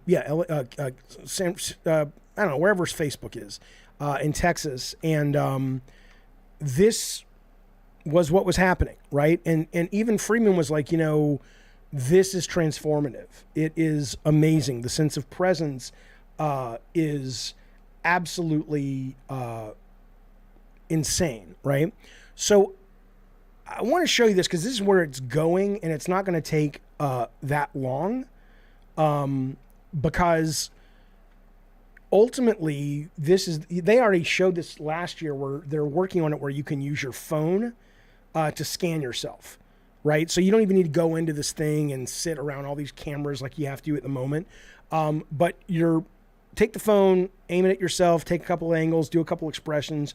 You'll be able to have this. Yes, they were seeing the high-res model real time. This is a real conversation. I don't want to play the audio because it might kill my stream, but this was a real conversation. And so this is what's going on at the keynote the other day. They were showing Meta AI, which is kind of their chat GPT. They've worked with Microsoft. It's tied into Bing. It's going to first be in Instagram. It's a really good keynote. I highly recommend you watch it, but I've edited some stuff. That's not in there. But I want you to imagine this. How was it capturing their facial expressions? I mean, look. Look, they can do everything. I mean, it'll extrapolate. So if he didn't do the certain grimace, it'll probably tween to get you something close. I don't know. But this is real time. Unless it comes out this was fake, this is a real thing that happened, and it's awesome to me. But anyway, so imagine the AI for a second. It's not scanning in real time, no. Imagine for a second, though, no, not right now. The future is not just is this, but it's this with mixed reality, which means imagine in 10 years, you can have Thanksgiving with your family all over the world, and some are there in real life, and some are like this with full body sitting at a table, and you feel like you're really with these people. That's cool. You know what's even cooler is imagine in 10 years, you can do it now with text, but imagine a president or a celebrity or a historical figure like a president doing the scan, and having AI basically take all of this data and be Barack Obama, Donald Trump, George Bush, whoever, Abraham Lincoln, right? And you're going, hey, I want to sit at dinner and I want to have dinner with, Barack Obama, Stan Lee, and The Rock. That's fucking cool, man. And they're walking around your home. This is insane. So I'm excited, but there was a keynote the other day, and I just want to show you some of the parts that really blew my mind or made me excited. So I will be getting a MetaQuest 3 next month. I'm very excited for it. People are like, what about the games? I don't use VR for games. I use VR for social stuff, and I use VR for exercising, right? It's wonderful for those things. Games are like, if they get good, I'll play one in VR, but it doesn't do much for me. It's completely standalone. No wires, no... Okay, so let me just show you. I've cut this up, so this isn't very long. I've just cut some of the choice bits out, right? So this is Zuckerberg talking first about MetaQuest 3, which comes out October 10th or 11th, I think. Of course, it's completely standalone. No wires, no battery pack, nothing like that that's going to break your sense of presence. When you put on Quest 3, you see the physical room around you. Only now it is a canvas that you can bring your digital objects into the world. You know, Quest 3, it understands your space so you can play with the world around you. You can solve Lego puzzles, or you can build your own creations on any flat surface in your room.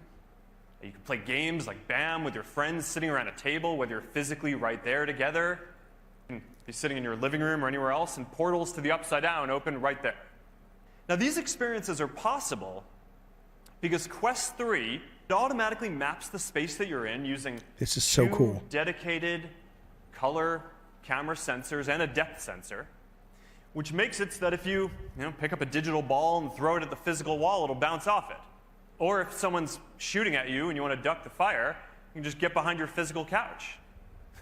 Now, this also means that you're going to be able to take a big virtual screen and just drop it wherever you are, and it'll show up in your physical room. And so I want to tell you real quick, I'm going to pause it for a second. So last night, after I saw this, I wanted to play with this because MetaQuest 2 does have pass-through, but it's black and white, it's pixely.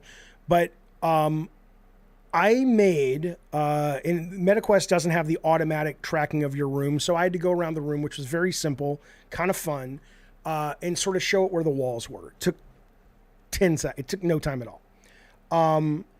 And then I opened up a massive portal that covered my entire living room wall, one wall, okay? Everything else was my home, right? So I saw my dog was on the couch next to me. The kids and family were moving around in the kitchen down the hall. I saw all of it. But in front of me was this massive portal into this other space. Now imagine that being a video. Imagine that being YouTube, Netflix, whatever you're watching. It no longer feels like you're kind of in this little dark thing. It feels like you're still in the world with people. But when you look forward, there's this magical TV that just appears in front of you. It is really fucking cool. And that was just doing it on the MetaQuest 2. The MetaQuest 3, which is color and higher resolution, it's not Admiral Kurt. He says it's called a projector. You could get one 20 years ago. Why can people not just have vision? It's not the same. And it is the same as Apple's thing, and Apple's thing is much better, but Apple's thing will cost you $3,500, and this will cost you $500, and you're not going to have to worry about having a battery pack in your pocket and all that with the Apple stuff. Okay, so this was cool. And then last night I watched. I'd never watched a full movie in Ace. No. What do you want? Do you want to eat? Do you want to go outside? You want to potty? All right. Let me go see what he wants. I'm gonna put this on. I will be back. We'll take a little bit of a break. I'll be back in 3 minutes, unless he has to go outside. Then it'll be 10 minutes. Probably 3 minutes. I have no idea what this dog wants, so I'll be back in just a second.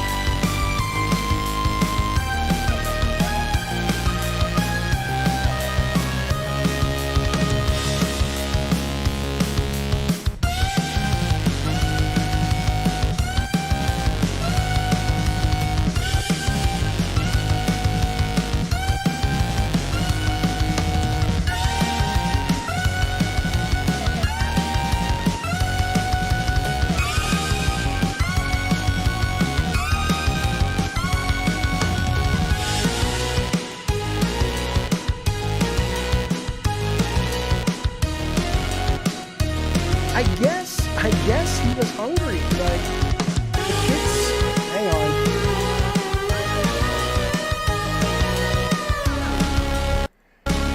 I guess he was hungry. The kids said they fed him though, so that's why I wasn't thinking he needed food. All right. Anyway, let's go back to this. This is good stuff. So anyway, last night I'm sitting there and I'm like, I've never really watched a movie in VR for the whole thing. After the gimmick wore off, I'm like, whatever. So I used this last night and I watched Inglourious Bastards in it, and it's a great movie. So that's part of it. But I watched the whole fucking movie and it was awesome. So again, I don't care if you love this or not. I don't care. I'm crazy for this, there is something so neat about this when you actually experience it. And it's not a projector. It's real time. It's interactive. You can move it around. You can mix. It's just fucking cool. It's just fucking cool. But anyway, so let's move on. So this was shown. This is coming out. And this is going to unlock a lot of awesome experiences for hanging out with people, watching content, even if they're not there with you. Xbox Cloud Gaming is coming to Quest in December. Come on. So, all the Xbox Cloud Gaming, and again, I have good internet. I'm close to a server farm.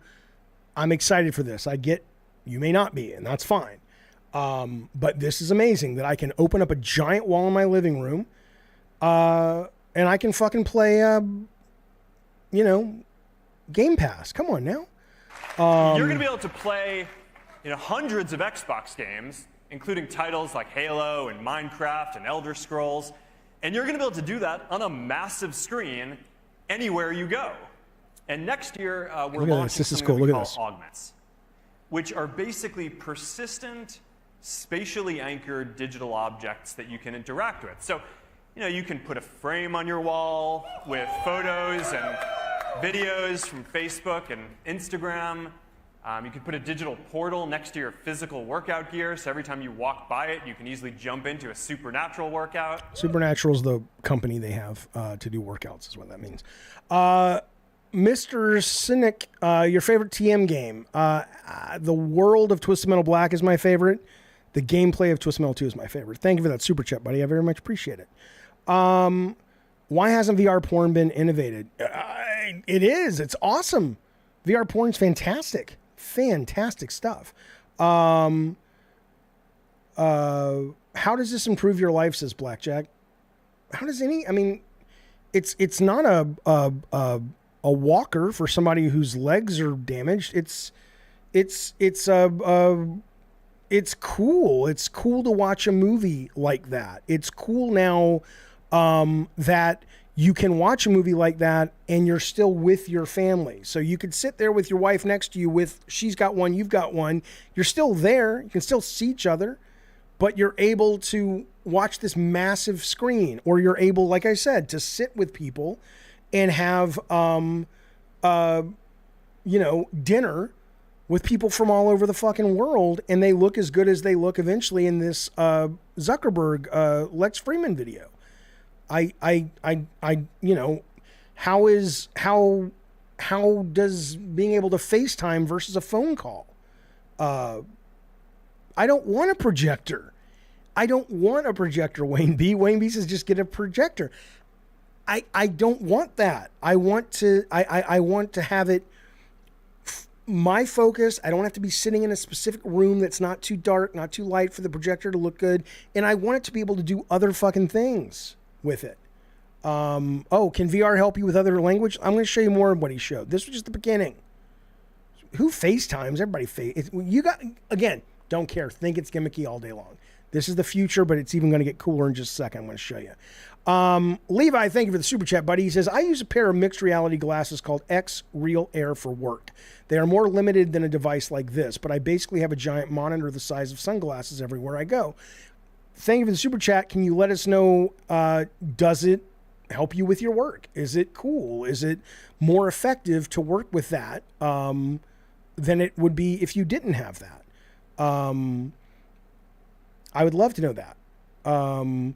Alex says, Jaffe, if you and your girls all use a VR set at the same time when you see what they see, you will, if it's anchored, yes. If I anchor a giant virtual projection wall on my entire wall, then absolutely. Then when they log in or they put their headsets on and it picks up the room, it'll acknowledge and recognize there are things that have been anchored in that room. Okay. Let's keep going, though. Let's keep going. This is cool. But thank you for that generous super chat, buddy. I'll be looking for your next chat. Hopefully you don't have to pay for it, Levi, because I want to see what you think of wearing those augmented reality glasses at work. Let's see if he has said anything yet. I'm curious. Yeah, you're not going to need TVs anymore. That's for fucking sure. Okay. So here's what else they showed. Then they got into AI, which, so let's take a look at Asgard's Wrath 2. Oh, for the original, you needed a full gaming PC. This game comes with it. People were always telling me when I was like, I don't really care about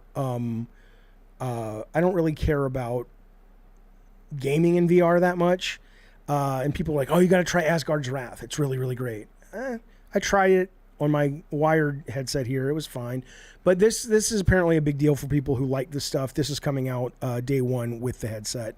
If you buy a certain model, whatever. It's and just like it looks awesome. Assassin's Creed Nexus. That's pretty cool. This does actually look kind of fun. Finally here. And it's a full AC game. It's not like a little tech demo. It's like a 20-hour AC Worth game. waiting for. For I whatever know that's a lot of worth. us have been waiting for this. It looks stunning. It looks stunning. Okay, so then they talked a little bit Because today we're about starting to roll out their AI. I just want to play this. This is like 2 minutes, and we'll talk about it. a bunch of products with this in it, and it's they're high quality, photorealistic, but one of the coolest things is that Emu generates them fast. All right, so it's not a minute. It's about 5 seconds to generate one of these, which just makes it really fun to play with because you can just iterate. Every day, people send hundreds of millions of stickers to express things in chats. And every chat is a little bit different, and you want to express subtly different emotions. But today we only have a fixed number. But with Emu, you have the ability to just type in what you want. You'll generate a set of custom, never before seen stickers on the fly, and you can send them to your friends. We're also bringing AI editing tools to Instagram next month. The team dug up this photo of me. They turned me into a cowboy, ugly sweater party. This is cool, Really but this is not get what that I'm going to show you something. That one's good. That in an alternate world, that could have been me. Or here's my crazy dog Beast. Let's turn him into origami. Poor Beast. Straighten his hair, cross stitch. All right. Meta AI is. So this is their Chat GPT, which is whatever. It's AI. It's your basic assistant. But right, it's important to see this because it matters with what you're going to see in a you second. You can message Meta AI and any of the messaging apps, WhatsApp, Messenger, Instagram, Direct.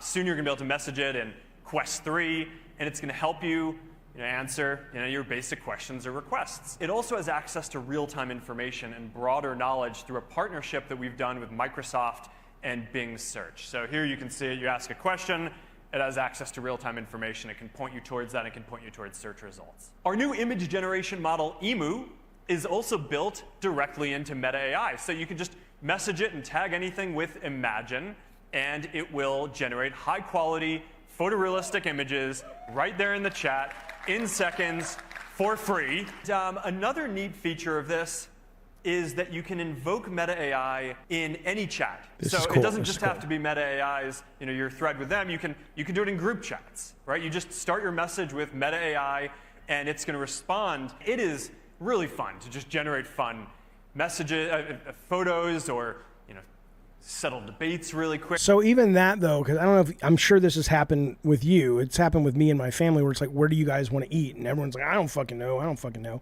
And so this is just like, hey, what are good restaurants, Meta? And it is in the group chat. Everyone sees it. Everyone can interact with it. Everyone can look at or just, the results and decide what they want. Whatever it is that you want. And then you can tell it to make a fucking reservation, right? This is just cool, man. It's fucking cool. Okay, so now it's super convenient. It's where these merge with the glasses. You've also been that gets cool. But let's talk about Levi, thank you, buddy. You didn't have to do that. He's talking about his mixed reality glasses for work. He says they're very useful. Thank you for the super chat. They're very useful because I travel a lot. I use them on the plane. I can select 3 virtual monitors in 3D space. It looks good enough to watch movies with as well. Yeah, that's cool. When I put my Meta 2 on and I just sit here at the computer, I can open up portals into the real world, so I have a sense of awareness, spatial awareness, and I can work on as many monitors as I want to put up in front of me. It's crazy as shit, man. I'm excited for this stuff. I love this stuff. Okay, so this is the glasses stuff. This is really, and I will be getting these as well, and I will be doing streams as I'm driving around San Diego just for members because I think it's the coolest fucking thing. All right, watch this. Experimenting with creating some AIs that are a bit more fun, or that have some more personality. This is Victor, played by Dwayne Wade. These are just AI characters, which is fine. I don't know if I really get the value. They do have Snoop Dogg as a dungeon master, though. And let's check this guy out. Let's get medieval, player. So he's the dungeon master, and it's basically he'll be your D&D dungeon master. I assume you can do this in group chat as well. And he said coming beginning of next year, all this will have voices, not just text. So you'll be able to listen to them as well.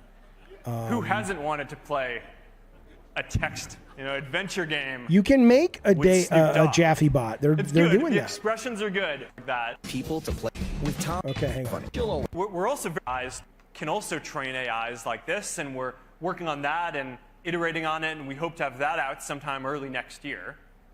And we're also working on bringing all of this to the metaverse too, where you're going to be able to have. So you'll have all these whatever. I was going to get. This is the best. Watch this. The next generation of Ray-Ban Meta smart. Avoid. This will be up It'll be up all time. Now these are designed so you can stay in the moment and stay connected without having to take your phone out. You can capture what's going on around you. You can share with your friends in the world. Everything about this is upgraded from the first version. The cameras are a lot better, so the images and videos. Yeah, the first version was just kind of like a fucking. You could take pictures with it. Who gives a shit? Clearer. The audio is a lot better, so when you're listening to music or podcasts or taking calls, that's a lot better. They're lighter, they're more comfortable, and there are a lot more styles too. But the most interesting thing about this isn't any of those specs. Watch this. This is cool. It's that these are the first smart glasses that are built and shipping with Meta AI in them. You're going to get this state-of-the-art AI that you can interact with hands-free wherever you go. Let's say you're grilling with your family and you want to know how long you need to be cooking that chicken for. Or you're playing pickleball and hits the line and you want to know if that's a fault. Or let's say you just want to settle a debate, some trivia as you're going out through the world. Just ask your Ray-Ban Meta glasses and they'll respond and get you with the answer. And the thing is that this is just the beginning, right? Because this is just audio, it's basically text. Next year, we're going to be issuing a free software update to the glasses that makes them multimodal. So the glasses are going to be able to understand what you're looking at when you ask them questions. So if you want to know what the building is that you're standing in front of, or if you want to translate a sign that's in front of you to know what it's saying. There's the translation. Or if you need help fixing this sad, leaky faucet, you can basically just talk to Meta AI and look at it, and it'll walk you through it step by step how to do it. Now watch this. This is the coolest part too. And I'm going to take these for a test drive now. Ciao. Yeah, the translation is amazing, and now you can not just capture video with it. But he's about to live stream with it.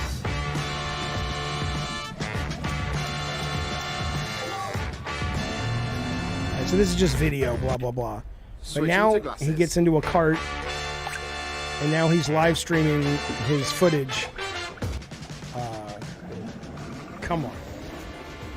Come on. That's the coolest shit. If you take Meta to a different country and use it as a tour guide, yes, you're seeing it right there.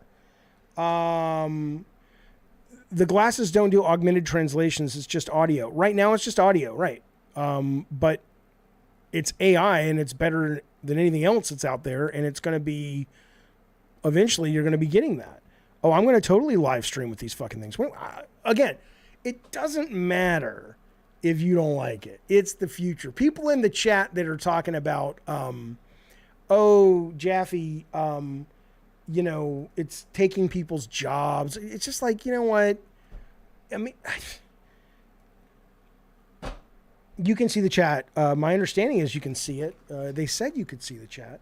It's not that I don't care it's going to take people's jobs, but that's where did my thing go? Hang on. There it is. That's progress, man. It's not that I do care. It's just, you know, this is, you know, I don't know. This has been going on forever, right? It's the anytime teller takes away teller jobs, and, you know, people, the cliche examples are like the elevator operators or the horse and buggy. You know, it's, you know, it's just how things work. And yes, live streaming games is going to kill consoles. Cosmic Vendito, yes, it will. Progress is lining corporations' wallets. Sure, Blackjack, absolutely. I'm not, you know, anybody who watches the stream for more than 10 minutes knows I'm going to go on a rant about capitalism. I'm not saying there aren't people that are going to abuse it. Of course there are, but that's a different problem. You know, whether it is like Afroponics in the chat says, it's why we need UBI, universal basic income, or something else, that, you know, or revolution, that's a different problem. And maybe it is age doesn't, you know, a lot of people get older and it makes them afraid of technology. Jay says so wild. Jay Styles says so wild that 25 years ago we were using floppy disk. Let me explain something, man. I'm 30 years ago, I stood on the steps at USC. I was a college sophomore, I think. And one of my roommates was an Apple ambassador, and he showed the first Macintosh, and it had video running, and it was the size a little bit bigger than a postage stamp, and it was running at like 8 frames a second, and it was black and white, pixely as fuck. And it had, and he told me that he needed to have like 12 floppy disks to install to get that actually working. And here we are 30 years later, and I'm broadcasting in HD to you all over the world in real time, right? So this is just kind of what happens. And I just, you know, it's okay if you're not excited about it. I just think this stuff is really fucking cool. Surf says, I don't want the world becoming a make-believe land. It's not. I mean, it's not like, you know, look, people are always going to people, right? So if you put these glasses on and you don't have the wherewithal to get outside and to not always wear them and stuff, sure, you'll become a vegetable, but you're already a vegetable. You're already a vegetable to your phone, and people say, oh, it should go back to the way it was. You guys have seen that meme where it's like, oh, I wish we could go back to the way it was. People are all on the bus just looking at their phones, and then they showed like it was in the 40s, and all people were doing was looking at their newspapers. Alexa, stop. Human behavior, you know, it seems to fill this void. It's not like technology has made us worse. It's technology just changes the way we already are and how we express it. So I'm a fan. I'm a fan. And the idea that people are saying, oh, well, the government, well, you think the government doesn't know where you are now? You're watching a fucking stream on Google. Unless you've got a VPN that's bouncing your signal all over, you know, the government doesn't care where you are. And maybe one day they will, but at that point we have bigger problems. It's not going to be like the government. Think about this. The day the government needs to know where an average person is, we've already crossed a threshold where it's like, I need to know where avoid the void is right now. Why? I mean, what you know, what? This is ridiculous. Aqua says we are already too attached to our phones and cut off from our loved ones because of phone addiction. Now we're going to strap it to our face. It's going to make things worse. I don't agree with you. I don't think you're too attached to your phones or not. I think there's two things going on. If you are in relationships where you don't want to genuinely be mindful of the people you're with, that is a you problem. And I don't mean that disrespectfully. I mean that as a standpoint of, like, you need to work on that. That, you know, that's not the technology's fault. You're abusing the technology. But the other thing I'll say, though, is if you are in a relationship or in a family or in a job where you want to be there more, maybe that's not such a bad thing.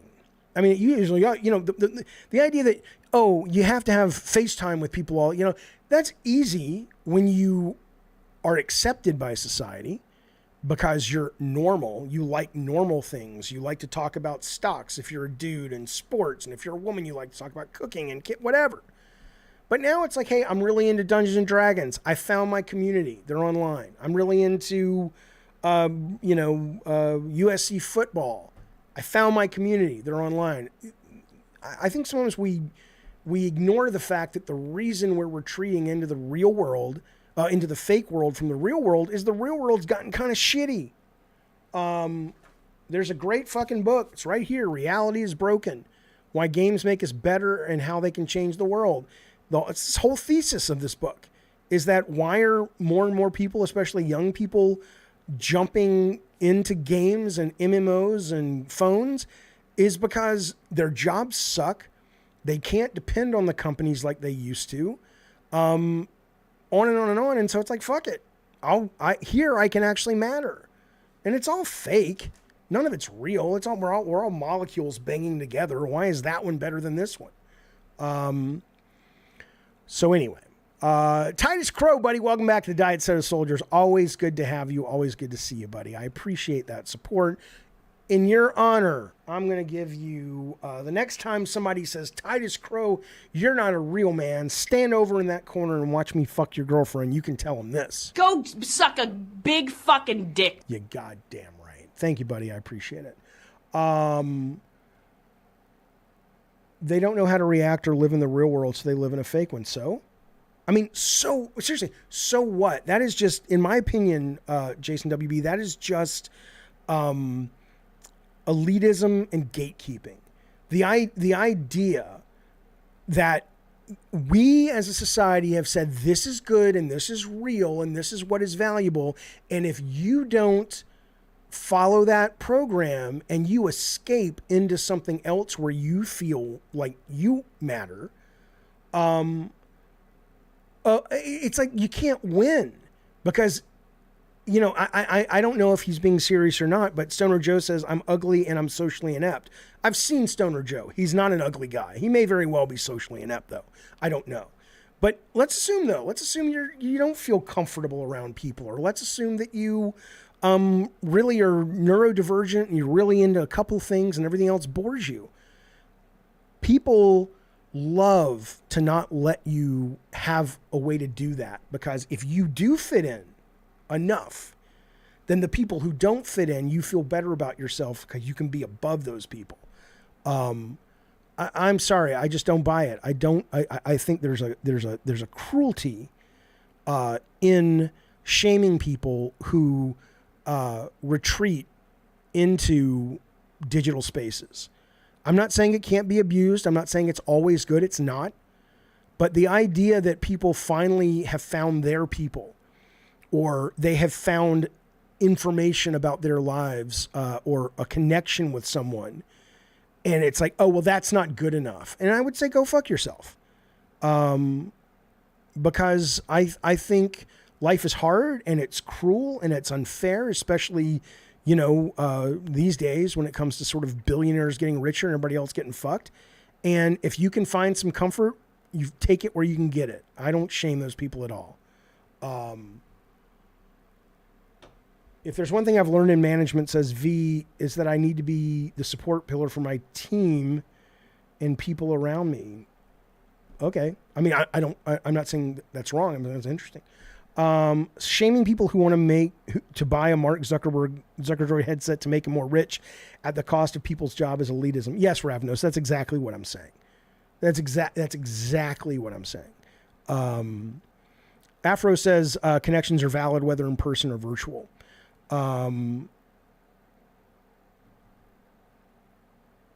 Okay. You can just create AI friends better than imaginary. It's not not true. I mean, seriously, think about the conformity people have had to do before technology came along just to fit in. I mean, technology helps with that. Helps with you being able. I mean, think about movements of, you know, whatever they are. You know, it could be the MAGA movement, the Tea Party. It could be LGBT. It could be anything. People growing up in places where they don't have any like-minded people they can talk to. In the past, you had to just kind of pretend it wasn't there. Now you can reach out and find your people all over the world. Come on. That's pretty cool. Let me bring in the artist. Hey, it's Jaffe. What's up, man? Hello. All right. Well, you were on the show, buddy. The artist formerly known as, I don't know who. If you want to. Hello. Hey, what's up, man? What's going on, Jaffe? It's P Turtle. Why is it the artist formerly known as P Turtle? Because you ruined my life, so I changed my name so people would stop harassing me. I didn't ruin your fucking life. Absolutely ruined my life. I went viral. I put you on the show and you spoke. That ruined your life. Goddamn right. I wasn't meant to, you know, a lot of people weren't meant to hear the truth. I understand. So what's up, P Turtle? What do you want to talk about? Well, Jeff, you know I love you, man, but you're just spitting nonsense, man. It's like you absolutely encourage people to just dwell in their misery. Oh, if you're not good in this. Oh, if you have problems with that. Well, who cares? Just you know, don't attack that. Don't try and fix it. Get lost in some world. I didn't say that. And feel better. Wait. I didn't say that. But give me an example of something you think I'm saying that instead of working on it and fixing it, people should retreat from. What's an example of that?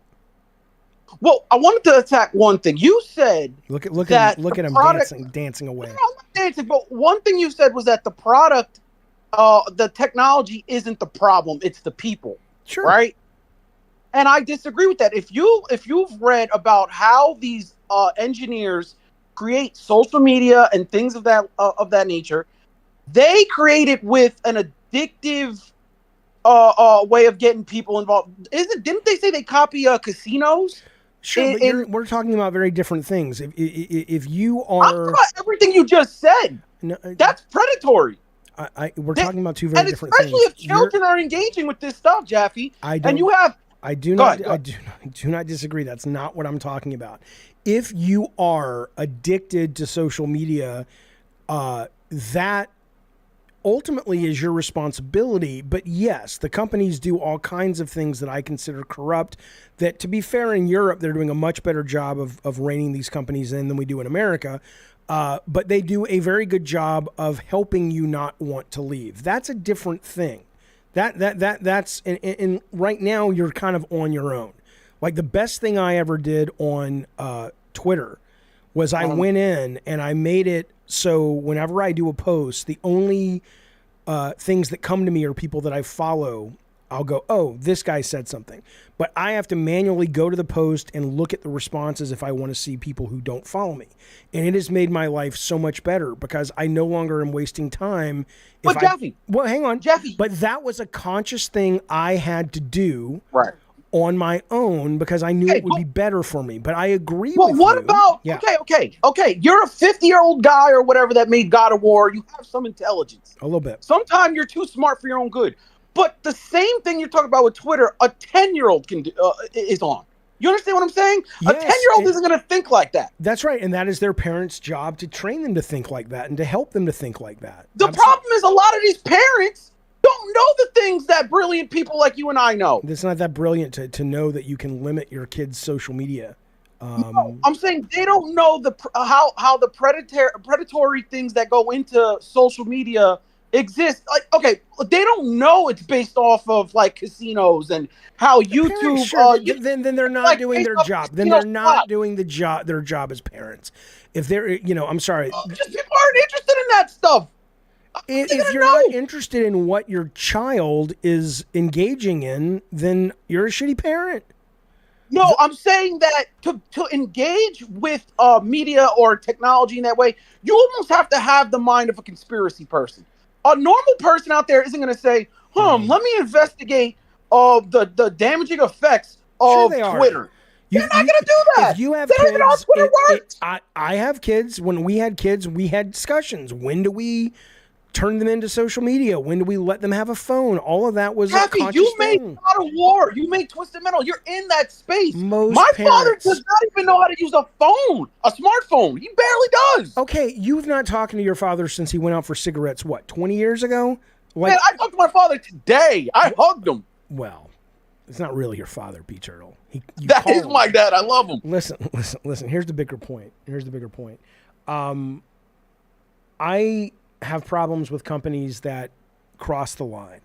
But the idea that is some new thing is ridiculous. You think companies were somehow nobler when it was Rockefeller running them in the 20s and 30s and 40s? Of course not. No, you know, to say, let's get rid of all the technology we have. Cool, guess what? Where are we going to end up? Let's go back to church and have indoctrination and temple and mosque and stuff. At least with technology, if you're somebody who's struggling when the rabbi says this is how the earth was made, you can go online and find people like Richard Dawkins, and you can find people like Neil deGrasse Tyson and go, okay, there are other people out there that question this stuff too. I think the benefit outweighs the negative, because the negative's always going to be there. It's always been there. There's always been things companies do to distract us from the powers that be, to keep us mad at each other and fighting so they can keep getting away with their bullshit. Jaffe, as a society, we've become more unhealthy. We've become more depressed. We've become more broke. I mean, everybody is just miserable these days. Yeah, but and a lot of it is due to technology. No, it's not. It's because absolutely is. It is because quality of life has suffered and gone down for people as these people have gotten richer and made things like depending on a company for life, depending on health insurance. I literally saw a streamer whose dad died the other night, and he has like a GoFundMe so they can bury his father. That's nice. No, it's not nice. You shouldn't have to goddamn take out a loan to bury your fucking father. Okay. Yeah, but what I'm saying, he has the option, so he's not buried with 1,000 other random people. What I'm saying is getting health care, the quality of life that has come at the expense of your average person, so these fuckers can get richer and richer and richer, is the problem. Technology, to its credit, technology and social media, to its credit, has allowed people actually to connect and go, wait a minute, something's not right. Fair enough. Let me say this last thing, and I'll go. I'm not going to overstay. Good. But you always talk about this, and you always talk about the rich, but you're always supporting them. You lefty weirdos are always supporting them. And I'm going to be honest. I think you're a guy who doesn't get stimulated by real life things. So you look to all this science fiction and technology stuff to get your stimulation, and you do not care about the effects that it has on real people and real problems. I just schooled you. You saying something loudly and not giving me a chance to respond, what evidence do you have that I've been schooled? Is there an applause going off that only you can hear? Because everything I said was a fact. Go ahead, respond. How? Okay. That's not the way facts work. You saying something and then calling it a fact doesn't make it a fact. But anyway, what I will say about that is I actually have great compassion for people, and I think and that's why I'm so frustrated with the state of the world when it comes to the super rich people, when it comes to the fact that, look, I wouldn't vote for Donald Trump for all the tea in China. I don't know if that's racist to say these days, but that was a saying back when I was a kid. I wouldn't vote for him, ever. Hey, I'm racist, I don't care. Okay, never would vote for the guy. But I have compassion for the fact that there are people where the political system made them feel abandoned and unheard, and I get why they like Trump. I think it's horrible given that what he really is on display if they would just look. But I get why they're like, finally somebody is pissing on these people's fucking elite bullshit parade, absolutely. Right? I absolutely have compassion for that. I have compassion for the way that the unregulated capitalism in this country and in this Western society has created cruelty and infighting simply to make more people money. I'm very compassionate, but I'm not going to act like what we need is a return to the good old days of 50s Christianity and racism in order to get things back to religion. But because that's what you basically, religion is leaving America. It is less than it's ever been. Younger people. And that's why we are falling. It's not. If you actually wanted to have the conversation, religion has offered a lot of great things. But Joseph Campbell, I don't know if you know who Joseph Campbell is. Joseph Campbell said, I do. Okay, he said, and it was brilliant. He said the biggest problem is when a society outgrows its myths. Okay, it's not that people don't need the value that religion over humanity has brought. But that value coming packaged in fairy tales that most thinking people know isn't really true, the myths have to evolve. And that's a big reason we're in a lot of trouble. But to go back to the days of where it was in the 50s and 60s, just for some nostalgia head trip that you call the good old days, I think is bad. I think technology has allowed us to see that and connect with people over that, is what I would say. Pete Turtle, fair, but I don't. Calling. All right, cool. I'll talk to you later. You goddamn right. See you, buddy. All right. Fellas, that's Gabbing and Games for Saturday. Tomorrow, 6 o'clock, I will return. Bukkake Drive-By will be producing tomorrow's show. We will be doing I Love the Weird. I highly recommend it. We have some very cool things to talk about tomorrow. We're going to be talking about, like I said at the top of the show, a new study published in medical journals. This is not some crazy thing on the National Enquirer. All about a study that was just done about brainwaves on people who are getting CPR, people who have been brought back, and people who have died, and what they've seen and what the brainwaves have shown. We're talking about that. We are going to talk about some really fucking creepy serial killers. It's going to be an absolute banger of a show if you like weird shit like I do. So hopefully I will see you tomorrow, 6 o'clock. Meantime, be well. Thank you for watching. New members, welcome. Old members, thank you. People just watching in general, please give it a like. Please subscribe if you like this kind of content so I can keep doing it. And in the meantime, regardless, never, ever fucking forget that deep in my soul. Lord have mercy, I'm about to bust. And I can't help but be racist. It's true. It is true. Bill Bone says, side scrollers keep uploading drama content about your interview thoughts. I don't care. I mean, look, I expressed myself. I don't regret what I said. I don't regret the way I said it. If they want to make money off it, it's their show. And if they think I'm compelling enough to get their audience up in a tizzy, that's fine. But, it is what it is. All right, fellas, I'm out. Thank you, everybody. Thank you, mods. Thank you, Mr. K. Thank you, RPG, as always. If I missed anyone, I'm sorry. Don't forget, wish list our very own Rob the Mods, 100 Acre Wood over on Steam, because it's important. And that guy's a firecracker of a motherfucker. That guy you should be proud of. He's one of our own. Make it in the big city. All right. See you guys. Bye.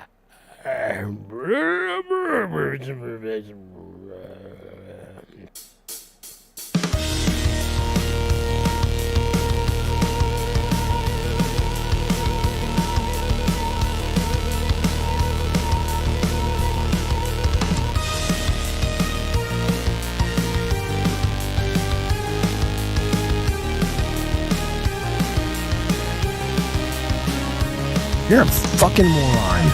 I'm gonna slit somebody open like a fish and drink their blood.